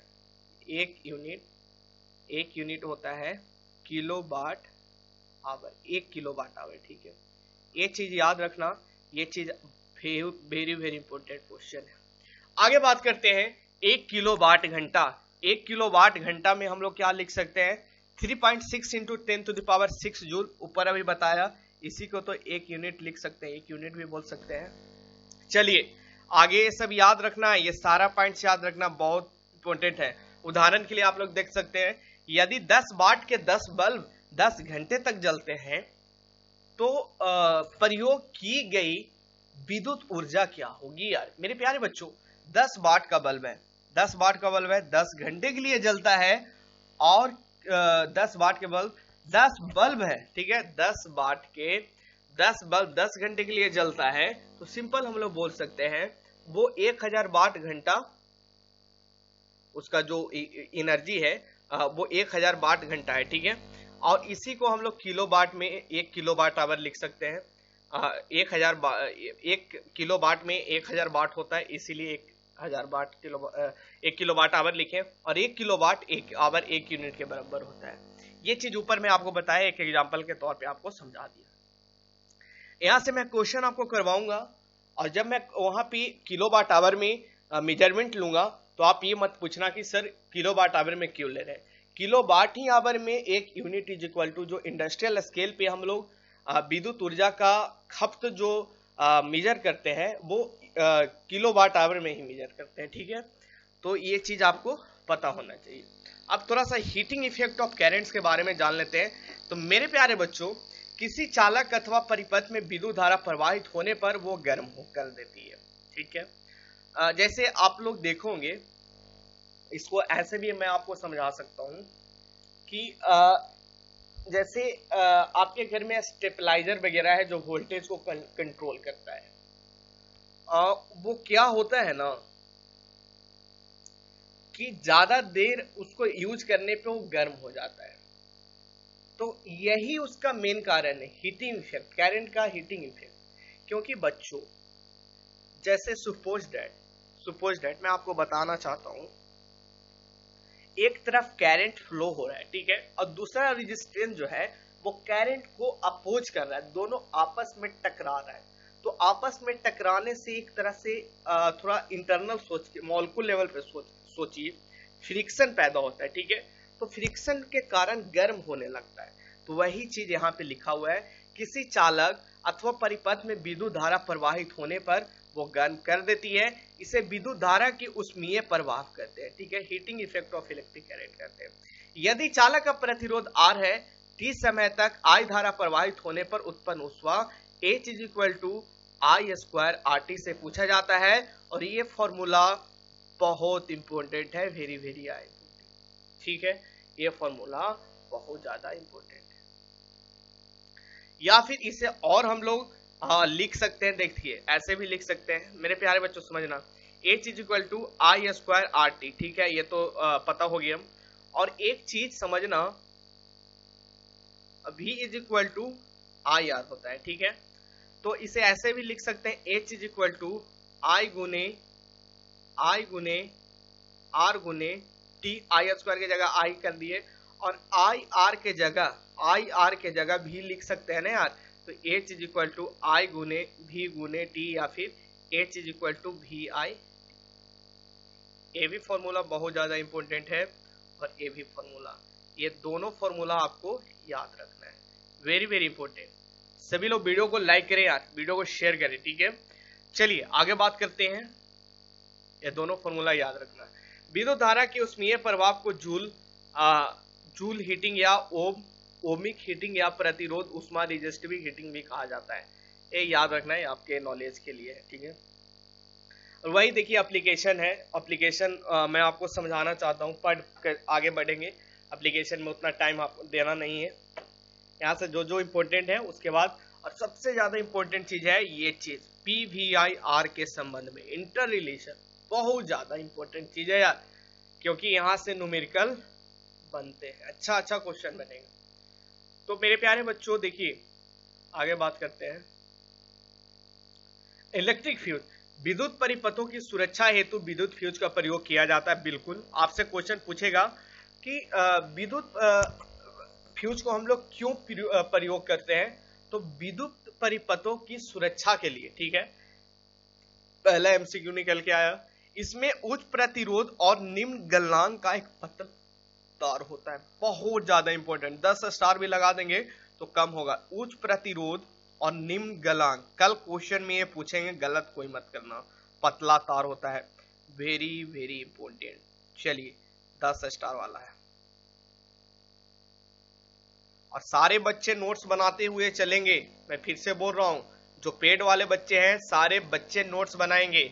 इतना मेहनत से इतना समझाने का एक ही मकसद है कि ये चीज आपके द्वारा आपके कॉपी में लिखा जाना चाहिए, ठीक है ना मेरे प्यारे बच्चों। तभी आप जब रिवीजन करने बैठोगे ना लास्ट में, तब आप रिवीजन कर पाओगे, नहीं तो वहां पे लास्ट के टाइम में दिमाग आपका काम नहीं करेगा कि कौन चीज पढ़ाई करें, इतना ज्यादा सिलेबस रहेगा। क्योंकि आपको केमिस्ट्री भी पढ़ना है, फिजिक्स भी पढ़ना है, और मैथ भी पढ़ना है, ठीक है। तो जिस परिपथ से श्रेणी क्रम में संबंध कर देते, जिसे परिपथ में हम लोग श्रेणी क्रम में यानी सीरीज में उसे जोड़ देते हैं, फ्यूज जो जोड़ा जाता है वो सीरीज में जोड़ा जाता है। कभी भी देखे होंगे कि जैसे आपके घर में सर्किट वगैरह जो लगा हुआ रहता है, उसमें अगर फ्यूज जो लगेगा, अगर उसे प्लस में लगा रहे हैं तो प्लस वाला ही तार में लगाएंगे, दोनों में, ठीक है, दोनों पॉइंट्स में प्लस वाला ही तार जोड़ेंगे। और जैसे सपोज दैट फ्यूज इस टाइप से वर्क करता है यार, बस इतना समझिए ना। ये एक वायर है, एक वायर है और दूसरा वायर ये है, ठीक है, ये दोनों वायर है। तो दोनों वायर के आपस के बीच में हम लोग यहाँ पे क्या लगा देते हैं, फ्यूज लगा देते हैं। यहाँ पे जो वायर लगा देते हैं कुछ इस टाइप से होता है, फ्यूज लगा देते हैं। और ये जो होता है ना, ये बिल्कुल पतला होता है। इसलिए पतला होता है कि अगर ज्यादा गर्म होगा ना, वायर में अगर ज्यादा गर्म होगा तो ये यहाँ से टूट जाएगा और यहाँ से टूट जाएगा। तो यहाँ से टूट जाने के बाद जाहिर सी बात है, जब यहाँ से ब्रेकडाउन हो जाएगा तो आगे तो करंट फ्लो ही नहीं करेगा। जब आगे करंट नहीं फ्लो करेगा तो किसी तरीका के डैमेज नहीं हो पाएगा। इसका जो गलनांक होता है वो बहुत कम होता है मेरे प्यारे बच्चों, इस चीज को आपको मैं समझा रहा हूँ। चलिए आगे बढ़ते हैं, अपने स्क्रीन पे देख सकते हैं कुछ इस टाइप, ये सब सभी लोग देखे हैं जी। यहाँ पे हम लोग पतला तार यूज कर देते हैं, पतला तार, ठीक है। विद्युत फ्यूज सीसा और टीन से बना हुआ मिश्र धातु है। बहुत ज्यादा इंपॉर्टेंट पॉइंट्स, विद्युत फ्यूज जो है वो किसका मिश्र धातु है? वो सीसा और टीन का बना हुआ मिश्र धातु है। Very very important. आगे बात करते हैं इलेक्ट्रिक बल्ब। बल्ब में टंगस्टन धातु का पतला कुंडली नुमा तंतु लगा हुआ होता है, जो सभी लोग देखे हैं। टंगस्टन कुछ इस टाइप से आपके घर में जो अब तो एलईडी बल्ब आ गया, पहले इस टाइप का बल्ब लगता था, अभी भी कहीं कहीं देखने को मिलता है, खैर अब बहुत कम लोग यूज करते हैं। इस टाइप का बल्ब रहता था और यहाँ से ऐसे करके ऐसे ऐसे ऐसे रहता था, ठीक है, इस टाइप से। और जो बोला जा रहा है टंगस्टन, वो पतला तार यहाँ से ऐसे ऐसे ऐसे कनेक्ट रहता है, इसी यही टंगस्टन होता था मेरे प्यारे बच्चों, ठीक है, यही जो होता था वो टंगस्टन होता था, जो विद्युत धारा प्रवाहित होने पर इतना तप्त हो जाता है कि प्रकाश उत्सर्जित करने लगता है। यानी कहने का मतलब जैसे विद्युत धारा प्रवाह होता था तो ये इतना ज्यादा जलने लगता था, इतना ज्यादा तपने लगता था कि उससे जो है वो प्रकाश उत्पन्न होता था। और टंगस्टन का गलांक ज्यादा होता है, अगर इसका गलांक कम होगा तो वो मेल्ट कर जाएगा ना यार, विद्युत से तो वो टूट जाएगा, तो इसका गलांक बहुत ज्यादा होता था। फ्यूज देखिए, कभी भी इस टाइप का बल्ब जो होता था वो फ्यूज करता था। जनरली हम लोग बोलते थे बल्ब नहीं जल रहा तो बोलते थे फ्यूज हो गया। तो आप लोग देखे होंगे कि फ्यूज होता था तो टंगस्टन टूट जाता था। टूट इसलिए जाता था कि उसका औकात से ज्यादा, उसका जितना गलांक है उससे ज्यादा उसमें इलेक्ट्रिसिटी चला गया, ठीक है, विद्युत चला गया, उसके चलते वो ब्रेक डाउन हो जाता था और बल्ब नहीं जलता था और हम लोग बोलते थे वो फ्यूज हो गया। अतः यह उच्च तापमान पर भी पिघलता नहीं है। साथ ही बल्ब में टंगस्टन को ऑक्सीजन गैस के संपर्क से दूर रखा जाता है, इसीलिए वहां पे हम लोग अक्रिय गैस भी भरते हैं ताकि ऑक्सीजन गैस से संपर्क में नहीं आए, नहीं तो उच्च तापमान पे गर्म टंगस्टन फिलामेंट जल जाएगी। क्यों रखते हैं ये सब आप देख सकते हैं, लिखा हुआ है ऑक्सीजन मुक्त रहने हेतु निर्वात रखते हुए अक्रिय गैस, जो मैं भी बोला, भर देते हैं। अक्रिय गैस भरने पे बल्ब में निम्न दाब की स्थिति नहीं रहती है। Inside gas is organ with nitrogen, और अंदर में जो गैस भरा जाता है मेरे प्यारे बच्चों, वो कौन सा गैस होता है? आर्गन के साथ साथ नाइट्रोजन होता है। वेरी वेरी इंपॉर्टेंट, ठीक है, ठीक है। और जो ये देखिए बल्ब तो है ही जी, ये जो गैस है वो गैस कौन सा है? आर्गन प्लस नाइट्रोजन, और ये जो है इसे हम लोग टंगस्टन कहते हैं, ठीक है। चलिए आगे बात करते हैं, अब इलेक्ट्रिक पावर की बात करते हैं, विद्युत शक्ति की बात करते हैं। विद्युत शक्ति है कार्य करने की दर, कार्य करने की दर को हम लोग क्या कहते हैं मेरे प्यारे बच्चों? विद्युत शक्ति कहते हैं। क्या कहते हैं? कार्य करने की दर को हम लोग शक्ति कहते हैं। ये वर्क पावर एनर्जी में भी मैं आपको समझाया था, बिल्कुल वही चीज यहाँ पे भी पढ़ना है, बस यहाँ पे विद्युत शक्ति था, वहां से पावर पढ़ना था, और यहाँ इलेक्ट्रिक पावर यानी जो पावर इलेक्ट्रिक के द्वारा विद्युत द्वारा लगाया गया उस चीज को अध्ययन करेंगे, बाकी सारा कॉन्सेप्ट वही रहेगा। तो कार्य करने की दर को शक्ति कहते हैं, अथवा दूसरे शब्दों में बोल सकते हैं किसी परिपथ द्वारा एकांक समय में प्रयुक्त ऊर्जा को उस परिपथ का विद्युत शक्ति कहते हैं। ये फॉर्मूला याद रखना, शक्ति जो होता है वो वर्क डन अपॉन टाइम होता है। ये चीज आपको वर्क पावर एनर्जी में बहुत अच्छे से तरीका से समझाया हूं। ऐसा यूनिट भी आपको समझाया हूं, इसका ऐसा यूनिट जूल प्रति सेकेंड होता है, ठीक है, जूल पर सेकेंड। एक गलत लिख दिया है, स्पेलिंग गलत है, स्पेलिंग ये होगा, ठीक है ना, JOULE, और इसे P द्वारा दर्शाते हैं। वाट में विद्युत शक्ति को व्यक्त करने के लिए वॉटेज का प्रयोग भी किया जाता है, ठीक है, ये चीज आपको पता होना चाहिए। अब जो इंपॉर्टेंट चीज है, बहुत ज्यादा इंपॉर्टेंट चीज है, वो चीज का हम लोग अध्ययन करने जा रहे हैं मेरे प्यारे बच्चों। उसके साथ जो सूत्र है जो अक्सर पूछा जाता है, जिससे न्यूमेरिकल बनेगा, वो सूत्र को अध्ययन करने जा रहे हैं। वो सूत्र आपको याद रखना बहुत जरूरी है। मेन जो चैप्टर का जो ऊपर में भी अगर किन्हीं को समझ में नहीं आया वो पढ़कर समझ सकते हैं, लेकिन अब जो स्टार्ट होगा मेरे प्यारे बच्चों, अब जो स्टार्ट होगा, अगर वो चीज जिन्हें समझ में नहीं आया उनसे न्यूमेरिकल नहीं बनेगा। चलिए देखिए पावर, वोल्टेज, करंट और रेजिस्टेंस में हम लोग संबंध देखने जा रहे हैं। P for power, V for voltage, I for current और R फॉर रेजिस्टेंस। ठीक है, पावर निकालने का पहला सूत्र जो है, यदि किसी परिपथ में प्रवाही धारा का मान I है और विभवांतर V है तो परिपथ का विद्युत सामर्थ्य, जिसे पावर, जिसे शक्ति कहते हैं, P=VI से निकालेंगे। ओम्स के नियम के अनुसार हम लोग जानते हैं, देखिए मैं यहां पे लिखता हूं P=VI। ठीक है, ओम्स का नियम के अनुसार क्या जानते हैं जी, I जो होता है सर वो V²/R होता है। जानते हैं ना ओम्स के नियम के अनुसार, ये कहां से आया, बाय ओम्स लॉ। ठीक है, तो यही चीज के हम लोग यहां पुट कर रहे हैं मेरे प्यारे बच्चों। P=V×I के जगह हम लोग V/R लिख रहे हैं, तो क्या लिखेंगे, V²/R। जो नया सूत्र आया पावर क्या आया, V²/R, ये भी आया। तो दो चीज हो गया यार, एक ये हुआ एक ये हुआ। ठीक है, यानी बोल सकते हैं कि power is inversely proportional to resistance. देखिए चलिए आगे बात करें, और इसे हम लोग ऐसे लिख सकते हैं, पावर VI या फिर V²/R। ठीक है, अर्थात कम प्रतिरोध वाले विद्युत परिपथ का विद्युत सामर्थ्य ज्यादा होगा। अभी तो मैं बोला पावर जो है, इस पॉइंट को कैसे डिफाइन करें, पावर जो है वो, देखिए यार देखिए, पावर सामर्थ्य जो है वो इनवर्सली प्रोपोर्शनल टू रेजिस्टेंस है। यानी कहने का मतलब जिसका प्रतिरोध कम होगा, जिसका प्रतिरोध कम होगा उसका सामर्थ्य ज्यादा होगा। वही कहा जा रहा है कम प्रतिरोध, जिसका रेजिस्टेंस कम होगा उसका पावर ज्यादा होगा, सामर्थ्य ज्यादा होगा। जिसका रेजिस्टेंस ज्यादा होगा उसका पावर सामर्थ्य जो है वो कम होगा। ये दोनों चीज आपको याद रखना है। वही चीज यहाँ बोला जा रहा है कि एक समान वोल्टेज, देखिए अर्थात कम प्रतिरोध वाला विद्युत परिपथ का विद्युत सामर्थ्य ज्यादा होगा। यही कारण है कि एक समान वोल्टेज पर जलने वाला दो विद्युत बल्बों में कम प्रतिरोध वाला बल्ब ज्यादा पावर खर्च करेगा और ज्यादा रोशनी उत्पन्न करेगा। दो विद्युत बल्ब जो है बच्चों, मेरे प्यारे बच्चों, आपसे क्वेश्चन पूछा जाएगा कि दो विद्युत बल्ब है, एक का रेजिस्टेंस, एक का प्रतिरोध 5 ओम है। देखिए मैं यहां से क्वेश्चन आपको बताना चाहता हूं। ठीक है, यहां से क्वेश्चन अराइज होगा, इस टाइप का क्वेश्चन आपसे पूछा जाएगा।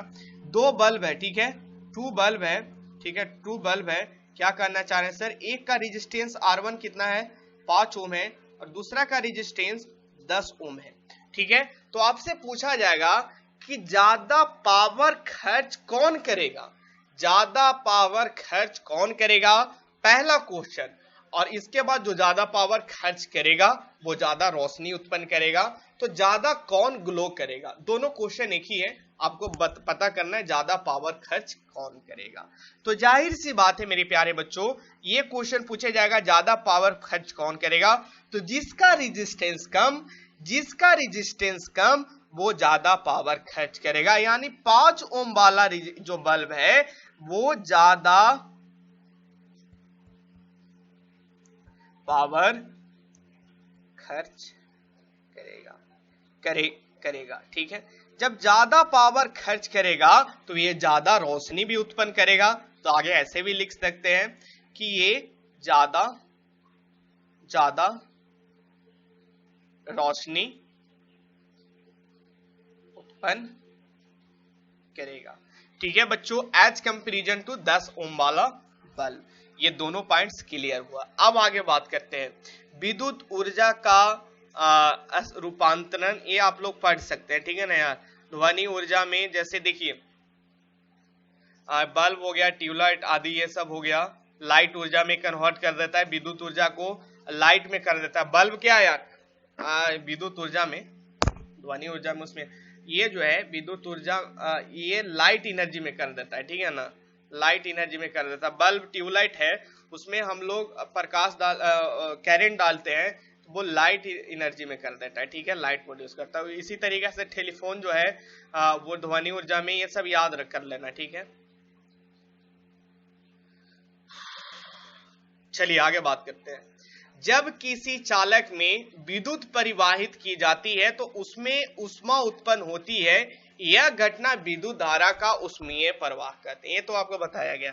यदि R ओम प्रतिरोध वाले चालक में I एम्पियर धारा है, I सेकंड तक प्रवाहित होता है तो उष्मा, ये तो सूत्र आपको बताया, याद रखना है। चलिए स्मरणीय सूत्र जो है वो याद रखिएगा, अभी मैं बताया, जो वोल्ट होता है वो बर्गडन अपन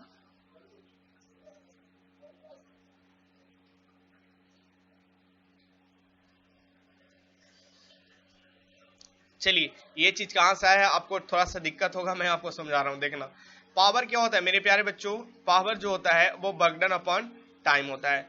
और एक चीज आपको मैं बताया था, Q is equal to I T बताया था, जो कल का क्लास में बताया था, Q is equal to I T. तो T इज इक्वल टू क्या लिखेंगे, Q बाई, हाँ T is equal to Q by I लिखेंगे, ठीक है, Q बाई आई लिखेंगे। तो यहां से just hold a second, screen, चलिए हाँ आ गया आ गया आ गया, मुझे लगा स्क्रीन ब्लैक हो गया क्या। चलिए हाँ देखना, यहाँ पे से यहाँ लिखेंगे पावर इज इक्वल टू, एक चीज और बताया था, power is equal to V I होता है, power is equal to V I आता है, work done is equal to T is equal to क्या हुआ, क्यू बाई आई आया। तो डायरेक्ट ऐसे लिखेंगे, इसको ऊपर मल्टीपल, हाँ इसे हम लोग ऊपर ले जाएंगे, तो V is equal to I गुने Q गुने I is equal to W, I से आई कैंसिल, यानी भी Q is equal to W, तो V is equal to W by Q. एक चीज ये भी आपको पता होना चाहिए, power is equal to V I होता है, ये चीज आपको पता होना चाहिए, ठीक है। तो यहां से आया जो वोल्ट होता है वो वर्क डन अपॉन चार्ज, जो यहां से आया, ये सूत्र कहां से आया, यहां से आया। मैं आपको समझाना चाह रहा था ये सूत्र कहां से आया, ताकि आपको ये सूत्र भी याद रखना है, ये भी याद रखना है, ये भी याद रखना है, ये भी याद रखना है। Ampere is equal to coulomb per second, ampere देखो मेरे प्यारे बच्चों, ampere is equal to coulomb, I is equal to Q by T, यहां से तो आया यार, एम्पियर इज इक्वल टू, यहां से आया मेरे प्यारे बच्चों, यहां से आया, ampere is equal to coulomb per second, ठीक है। यही चीज जूल जो है, volt into ampere into V I T, ये फॉर्मूला अभी मैं ऊपर बताया, work done is equal to V I T होता है, ये भी बताया, ये भी याद रखना है। Power is equal to work done upon time, ये भी याद रखना है। उसी तरीका से ये सब सिर्फ लिखा हुआ है, पावर को हम लोग देखिए, पावर को वाट में मेजर करते हैं तो लिख सकते हैं वाट, और वर्क डन को हम लोग जूल में मेजर करते हैं, पावर को हम लोग देखिए, पावर को वाट में मेजर करते हैं, वर्क डन को हम लोग जूल में लिखते हैं, और टाइम को सेकेंड, यही चीज को यहाँ लिखा गया है। उसी तरीका से नीचे लिखा हुआ है, ये सब आपके काम का एक ये चीज है, एक शक्ति, तो विद्युत ऊर्जा के व्यवसायिक मात्रक, practical units of electrical energy, और इससे पहले ये मैं बोल रहा था, एक एचपी में 746 वाट होता है, ये भी आपको पता होना चाहिए। वाट घंटा, वाट गुने घंटा, ये सब आपको पता होना चाहिए। ये सारा पीडीएफ सेम जैसे मैं लिखा हूं ना, वैसे आपको पेड वाला में दे दिया जाएगा, आपको नोट्स बना लेना है। ये सारा जैसे लिखा हुआ है वैसे आपको नोट्स बनाना है। जो बच्चों नोट्स बनाएंगे उन्हीं को फायदा होगा, और जो अभी चाहते हैं ज्वाइन करने के लिए, वो कॉलिंग नंबर पे कॉल करके, लिंक डिस्क्रिप्शन में दिया हुआ है, कॉलिंग नंबर, उस पर कॉल करके जितना जल्द हो सके कोर्स को परचेज कर सकते हैं, ठीक है, आपको फायदा होगा यार, ठीक है। उसके बाद विद्युत ऊर्जा का व्यवसायिक मात्रक जो होता है प्रैक्टिकल यूनिट, वो मैं आपको बोला था किलो वाट आवर, जिसे एक यूनिट बोलते हैं, ये सब थोड़ा सा बात करते हैं। उसके बाद थोड़ा सा आपको और मैं कुछ समझाऊंगा, ठीक है ना मेरे प्यारे बच्चों। ये सब तथ्य आप लोग पढ़ लेना यार, ये सब मैं पढ़ाता नहीं हूं, ये सब आप लोग पढ़ लेना, ये सब आप लोग पढ़ोगे तो समझ में आ गया। ऊपर जो मैं लिखा हूं ना वही चीज आपको नीचे लिखा हुआ है। विद्युत ऊर्जा का एसआई मात्रक जूल होता है, किसी भी ऊर्जा का एसआई मात्रक क्या होता है, जूल होता है, लेकिन व्यवहारिक दृष्टि से इसे वाट घंटा बोल सकते हैं, बिल्कुल वाट घंटा, क्योंकि वर्क डन अपॉन टाइम ही ना हुआ यार। अतः व्यवहार में विद्युत ऊर्जा के अन्य बड़े मात्रक जैसे वाट घंटा हुआ, किलोवाट घंटा हुआ, ये सब हुआ व्यवसायिक मात्रक में हम लोग यूज करते हैं, किए जाते हैं। साधारण बोलचाल में किलो वाट आवर, जिसे यूनिट भी कहा जाता है, एक unit that is equal to 1 kilowatt hour. अब हम कल क्वेश्चन करवाएंगे, उसमें हम 1 यूनिट बोल देंगे, तो समझ में आ जाना चाहिए कि 1 यूनिट में अगर सर पूछ रहे हैं तो हमको जो आंसर निकाल के देना है वो किलोवाट आवर में देना है। वहां पे मिस्टेक मत करना मेरे प्यारे बच्चों। ये समझाने का एक ही मकसद है कि वहां पे मैं क्वेश्चन दूंगा ना, वहां पे इस टाइप का क्वेश्चन मैं कल करवाऊंगा, तो वहां पे आपको समझ में आ जाना चाहिए। वाट घंटा तथा किलोवाट घंटा को जूल से संबंध, ये सब 1 वाट घंटा में 3600 सेकंड होता है, 1 किलोवाट में 1000 वाट होता है, ठीक है। और 1 किलोवाट घंटा लिखना है तो 1 घंटा से मल्टीप्लाई कर देंगे तो 1 घंटा में 3600 सेकंड होता है। यानी कहने का मतलब ये चीज आपको याद रखना है, वो कन्वर्जन ना याद रखिए, ये याद रखना 1 किलोवाट घंटा में जूल। जैसे मैं कोई क्वेश्चन आपको दूंगा जिसमें आंसर आपको निकल के आएगा किसमें, किलोवाट आवर में आएगा, और जो ऑप्शन दिया हुआ रहेगा वो जूल में दिया हुआ रहेगा। तो आपके पास 4 किलोवाट आवर आया और इसे जूल में कन्वर्ट करना है, तो इतना झंझट करने से अच्छा है मेरे प्यारे बच्चों, ये याद रखना 1 किलोवाट आवर में कितना जूल होता है, तो 4 गुने 3.6 into 10 to the power 6 joule होता है। तो जाहिर सी बात है जो बच्चों को पता रहेगा वो बोल देगा कि सर इतना जूल, ये दोनों आपस में इक्वल है। यह मात्रक भौतिकी विज्ञान का एम एम्पियर 1700 समान में रखा गया, ठीक है ना। चलिए आगे बात करते हैं।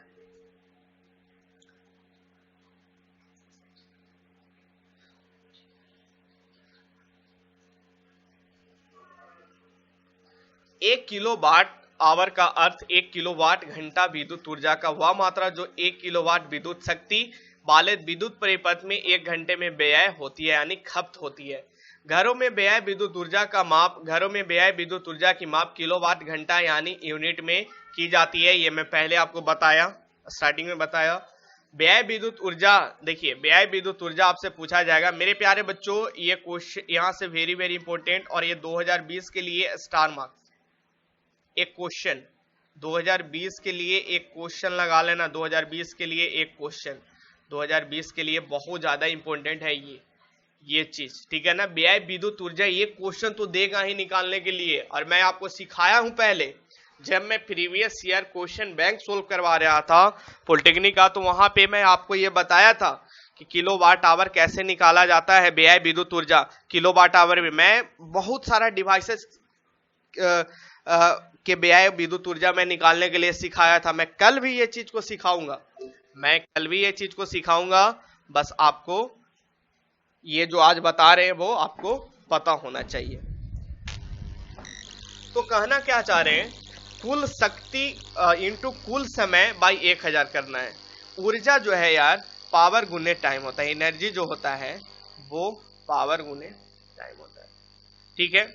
और जो पावर होना चाहिए वो किलोवाट में होना चाहिए, पावर जो होना चाहिए वो किलोवाट में होना चाहिए, और टाइम जो होना चाहिए वो आवर्स में होना चाहिए। ये चीज याद रखना है, और जितना डिवाइसेस कनेक्ट है वो डिवाइसेस को मल्टीप्लाई कर देना है, ठीक है मेरे प्यारे बच्चों।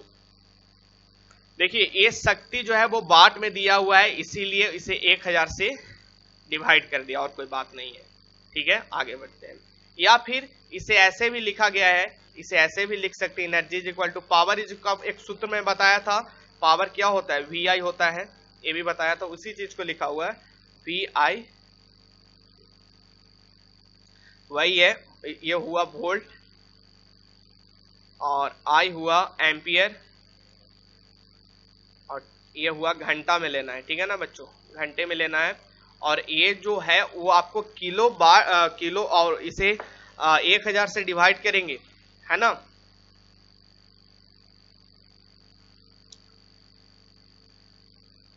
तब जो अपना वैल्यू आएगा वो किस चीज में आ जाएगा, kWh में आएगा, ठीक है, किलोवाट आवर में। यही चीज को यहाँ पे लिखा गया है। उदाहरण के लिए आप लोग समझ सकते हैं, एक क्वेश्चन है, चलिए क्वेश्चन कर लेते हैं, बहुत अच्छा क्वेश्चन है। देखना सभी लोग क्वेश्चन देखना, उसके बाद मैं थोड़ा सा फास्ट चलूंगा। यदि 200 वाट के एक बल्ब को प्रतिदिन 10 घंटे जलाया जाए, 30 दिन तक जलाया जाता है, तो व्यय विद्युत ऊर्जा, इस पे क्यों आ रहे हैं हम लोग, ऐसे आते हैं 30 दिन तक जलाया जाए तो व्यय विद्युत ऊर्जा क्या होगा। तो निकालिए व्यय विद्युत ऊर्जा, किलोवाट आवर में निकालना है यार, तो सिंपल सी energy is equal to power गुने टाइम, पावर गुने टाइम। 200 वाट है सर, 200 वाट को किलो वाट में कर लेते हैं, कर लिए सर, बिल्कुल हो गया। टाइम कितना लग रहा है, 10 घंटे जलाया जा रहा है, बिल्कुल। कितना दिन तक जलाया जा रहा है, 30 दिन तक जलाया जा रहा है। जब इसे सोल्व कर लीजिए, इससे ये कैंसिल, इससे ये कैंसिल, 3 दूनी 6, यानी अपने पास जो आया 60 किलोवाट आवर ऊर्जा खपत करता है। और ये दिया हुआ यदि विद्युत बल मूल्य का जो है 2.10 रुपया प्रति यूनिट, मेरे प्यारे बच्चों प्रति यूनिट दिया हुआ है। प्रति यूनिट कहने का मतलब किलोवाट आवर में दिया हुआ है। तो सिंपल सी बात है यार, 60 गुने 2.10 से मल्टीप्लाई कर देंगे, 126 रुपया आ जाएगा। देखिए ये वैल्यू आया, ये वैल्यू आया। चलिए समझ में आ गया होगा कैसे सोल्व करना है। चाहे कितना भी बल्ब रहे, चाहे कितना भी पंखा लगे रहे, चाहे कितना भी टीवी चलाएं, चाहे कितना भी फ्रिज चलाएं, चाहे कितना भी कूलर चलाएं, देखिए बच्चों सबका बनाने का प्रोसेस जो है वो यही है। फिजिक्स तो यही चाहिए यार कि एक प्रोसेस सीख लोगे तो सारा टाइप का क्वेश्चन बना दोगे। आगे बात करते हैं, किसी चालक में विद्युत धारा प्रवाहित करने पर वह गर्म क्यों हो जाता है। ये पढ़ लेना यार, ये चीज पढ़ लेना। मैं ऊपर में आपको समझाया हूं, मैं ऊपर में समझाया हूं क्यों गर्म हो जाता है। मैं आपको समझाना चाहता हूं फिर से। मैं एक बार रीडिंग करते हुए चलता हूं, कोई ज्यादा इंपॉर्टेंट पॉइंट रहेगा मैं आपको बता दूंगा। ये ऊपर में आपको समझाया गया है, किसी चालक तार में विद्युत प्रवाहित हो रही है, इसका अर्थ है कि वह मुक्त इलेक्ट्रॉन को ऋण सिरे यानी कम विभव में धन सिरे अधिक विभव की ओर प्रभाव हो रहा है। बिल्कुल ये चीज मैं ऊपर बताया। प्रतिरोध मुक्त चालक तार में विद्युत धारा की प्रवाहित होने पर मुक्त इलेक्ट्रॉन की चालक तार में परमाणुओं और आयनों में टक्कर हो जाती है। मैं बोला था ना टक्कर हो जाता है। टक्कर होने से क्या होगा, देखिए इससे इलेक्ट्रॉन में गतिज ऊर्जा चालक तार के परमाणुओं और आयनों के स्थानांतरित हो जाती है, अर्थात इलेक्ट्रॉनों की गतिज ऊर्जा घटित होती है तथा चालक तार की आंतरिक गतिज ऊर्जा बढ़ जाती है। फलस्वरूप उसका ताप बढ़ जाता है और अर्थात विद्युत ऊर्जा में रूपांतरण, विद्युत ऊर्जा का रूपांतरण ऊर्जा में हो जाता है। ठीक है मेरे प्यारे बच्चों, इस पॉइंट को समझिएगा, ये चीज आपको बता दिया गया है। बल्ब के तंतु का प्रतिरोध का प्रवाहित धारा, यदि वोल्टता समान है तो तंतु का प्रतिरोध शक्ति का व्यातुकुर्मानुपाती होता है, R is proportional to P, तब उसमें धारा शक्ति अनुक्रम। ये चीज आपको वो ऊपर में मैं सारा कुछ ये समझाया हूं अच्छे से, ठीक है ना।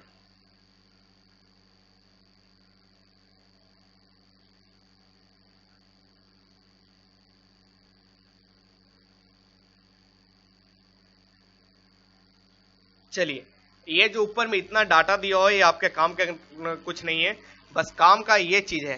वर्कडन जो होता है V इंटू आई और आई स्क्वायर आर टी या फिर V square by T by R, ये चीज मैं आपको समझाया हूँ, ठीक है ना मेरे प्यारे बच्चों। ये चीज मैं ऊपर में समझाया हूँ, मैं एक बार पढ़ के आपको आगे निकल जाना चाहता हूँ। तथ्य क्या है, परिपथ में लगाए गए विद्युत बल्ब का तंतु गर्म होकर चमकने लगता है, परंतु वही धारा संबंधक तारों यानी कनेक्टिंग वायर में प्रवाहित होती है तो वो क्यों नहीं चमकता है। ठीक है, कहा जा रहा है यार कि गर्म होकर चमकने लगता वही वायर, जब वही वायर को हम लोग संबंधक यानी कनेक्ट करते हैं तो वो चमकता क्यों नहीं है। तो समझिएगा उसी चीज का यहाँ पे लिखा हुआ है, work done is equal to I square R T के अनुसार work done is equal to directly proportional to R. यदि आई तथा टी नियत रहे, संबंधक तारों का प्रतिरोध नग्न लगभग शून्य होता है। बिल्कुल ये सब आप लोग पढ़ लीजिएगा यार, ठीक है ना, ये सब समझ में पढ़ लीजिएगा, बहुत अच्छे तरीके से लिखो, समझ में आ जाएगा। उसके बाद विद्युत मेंस में समांतर क्रम में 25 वाट और ये आपको दिया हुआ है, एक एग्जांपल के तौर पे समझाया हुआ है कि ऐसा क्यों होता है, ये पढ़ के समझना है आपको। अगर कहीं दिक्कत होता है इसमें तो डाउट पेड वाले बच्चे आप लोग मुझसे पूछ सकते हैं, ठीक है ना, आप लोग मुझसे पूछ सकते हैं या फिर ग्रुप में डालकर किसी बच्चे के माध्यम से हेल्प लेकर डाउट को क्लियर कर सकते हैं। मुझे पूरा विश्वास है कि ये चीज आपको समझ में आ जाएगा, जो लिखा हुआ है वो समझ में आ जाएगा। चलिए आगे बात करते हैं, क्योंकि अब अपने पास मात्र 4 से 5 मिनट का टाइम है, तो मैं आगे थोड़ा सा कुछ टॉपिक बचा हुआ है जो कि मुझे पढ़ाया गया है सारा, वो मैं ऊपर में डिस्कशन कर दिया हूँ, तो मैं चाहता हूँ ये चैप्टर को फिनिश ही कर दिया जाए, ठीक है, क्योंकि कल के लिए पूरा समय इस चैप्टर पे ले लेंगे अगर थ्योरी में, तो आपका एक दिन का टाइम बर्बाद हो जाएगा यार। इसलिए मैं नहीं चाहता हूँ कि एक दिन का टाइम आपका बर्बाद हुए, कल पूरी तरीका से क्वेश्चन किया जाएगा, ठीक है।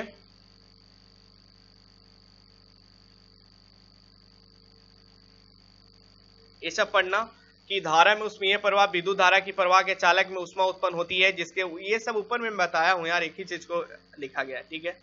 आंतरिक ऊर्जा ये चीज अभी मैं कुछ देर पहले समझाया, ये याद रखना, याद रखने का जो चीज है मेरे प्यारे बच्चों वो ये है, चलिए ये बहुत ज्यादा इंपॉर्टेंट है, ये जो है बहुत ज्यादा इंपॉर्टेंट।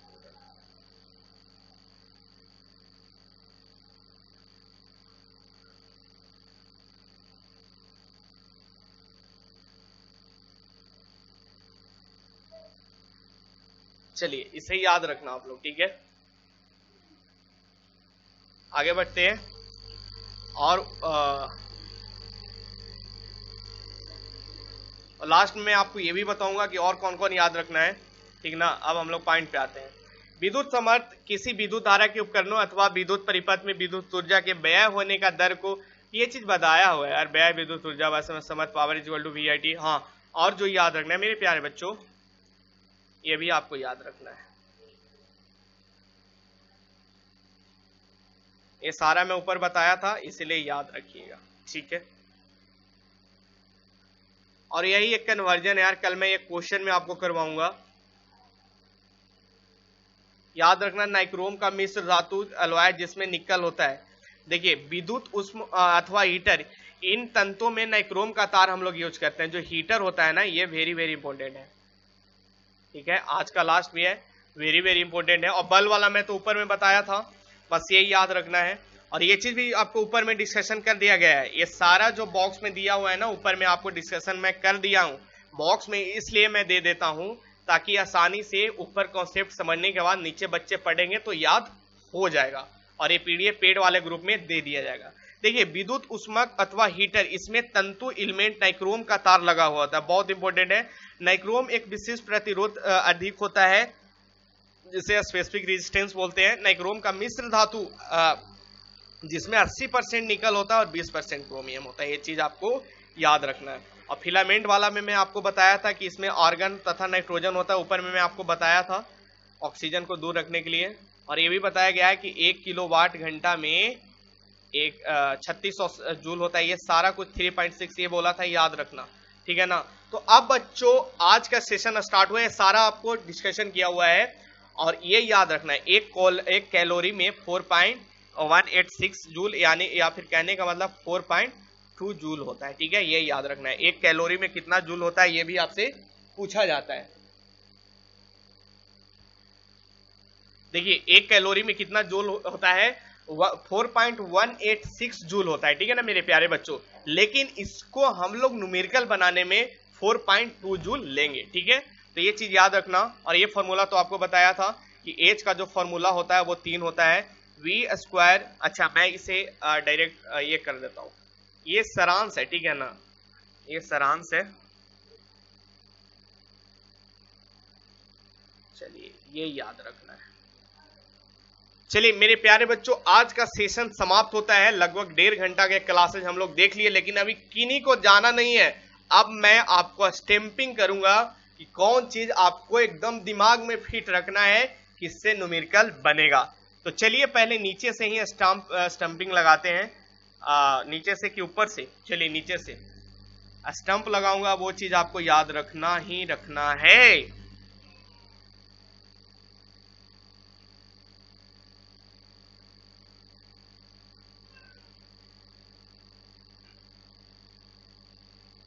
कहाँ गया भाई अपना स्टंप, हाँ चलिए मिल गया। अब लगाते हैं ये चीज,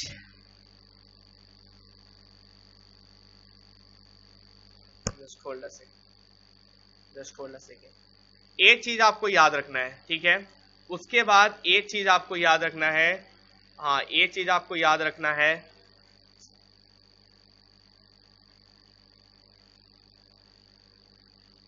हाँ ये चीज याद रखना है। उसके बाद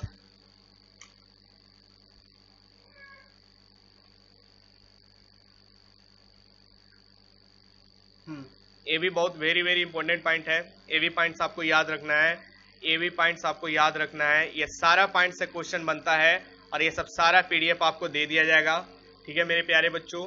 और उसके बाद ये भी आपको याद रखना है, ये भी याद रखना है। चलिए अब आगे बढ़ते हैं।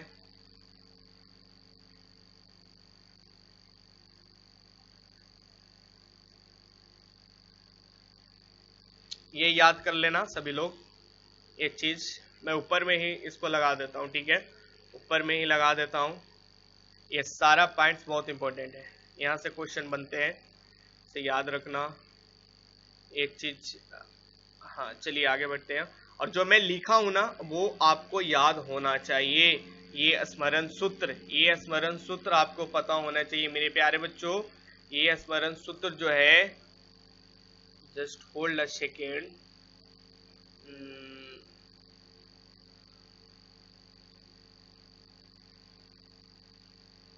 ये याद रखना, ठीक है, ये याद रखना, ये याद आपको रखना है, बहुत इंपॉर्टेंट है, यहां से भी क्वेश्चन बनते हैं, ठीक है। उसके बाद आपको जो याद रखना है वो ये इंटर रिलेशनशिप, ये चीज आपको पढ़ना बहुत ज्यादा जरूरी है, ये चीज आपको पढ़ना बहुत ज्यादा जरूरी है। ये चीज याद रखना है, जो मैं स्टंपिंग कर रहा हूं ना वो स्टंपिंग वाला आपको याद रखना ही रखना है, ठीक है ना, याद रखना ही रखना है। ये चीज जो मैं यहाँ पे स्टंपिंग हो गया, ये पीवीआर वाला, ये बहुत ज्यादा इंपॉर्टेंट है। मैं कल आपको जब क्वेश्चन करवाऊंगा तो ये पीडीएफ मेरे पास भी रहेगा मेरे प्यारे बच्चों, और ये पीडीएफ आपके पास भी रहेगा, तो मैं फिर बोलूंगा, मैं आपको दिखाऊंगा और बोलूंगा कि देखो यार यहाँ से क्वेश्चन ही आया, ये यहाँ से क्वेश्चन आया, ये यहाँ से क्वेश्चन आया, ये कॉन्सेप्ट से क्वेश्चन आया, तो आपको पढ़ कर आना है, ठीक है। इतना करने के बाद एक क्वेश्चन आपके लेवल पे नहीं छूटेगा, एक क्वेश्चन आपके लेवल पे नहीं छूटेगा। ये सूत्र भी याद रखना सारे बच्चों, ये सूत्र भी याद रखना। कहाँ गया यार अपना स्टंपिंग करने वाला, जस्ट होल्ड अ सेकेंड, हाँ कौन सा सूत्र बोल रहे थे,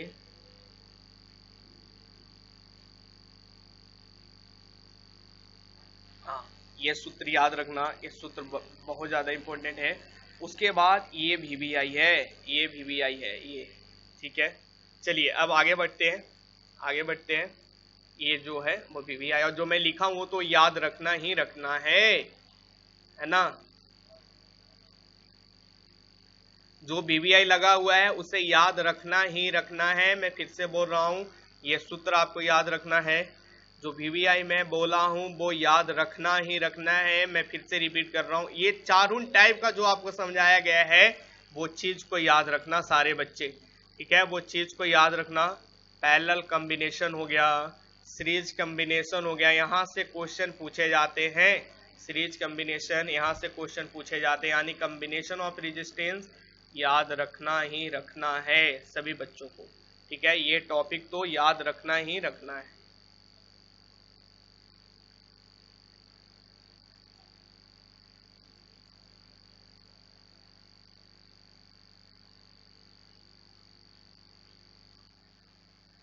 चलिए आगे थोड़ा सा बात कर लेते हैं, और आपको क्या याद रखना है,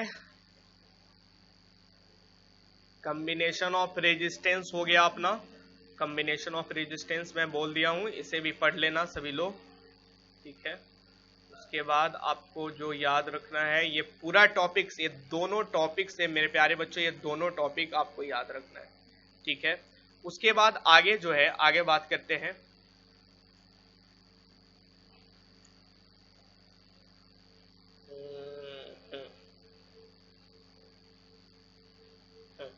ये याद कर लेना, ये भी पूछा जाता है।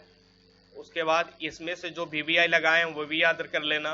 उसके बाद यहाँ से भी आप लोग याद कर लेना, यहाँ से भी पूछा जाता है, ये बहुत इंपॉर्टेंट है, ये चीज बहुत ज्यादा इंपॉर्टेंट है।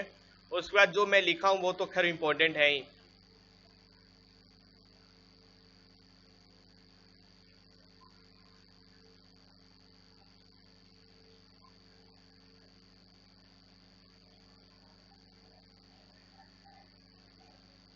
ये पॉइंट्स बहुत ही ज्यादा इंपॉर्टेंट है, ये चीज बहुत ज्यादा इंपॉर्टेंट है, इस चीज को याद रखना।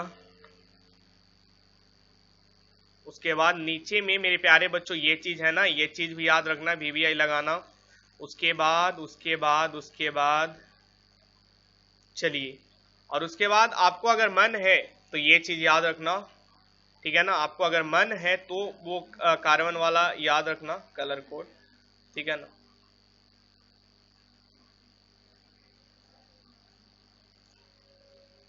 उसके बाद ये ग्राफ बहुत ज्यादा इंपॉर्टेंट है जी, ये जो ग्राफ है वो बहुत ज्यादा इंपॉर्टेंट है,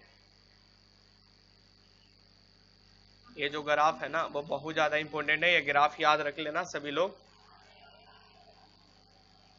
उसके बाद ओम्स लॉ तो आपको पता है, याद होना ही चाहिए।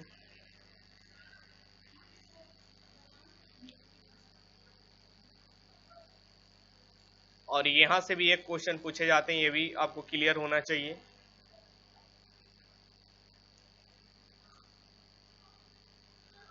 सर्किट डायग्राम,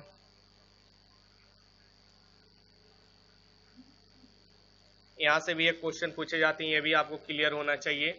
तो मेरे प्यारे बच्चों, कहने का मतलब आज का सेशन में हम लोग लगभग ये जो चैप्टर है ना इफेक्ट ऑफ इलेक्ट्रिक करंट, इसका सारा कुछ हम लोग देख चुके हैं।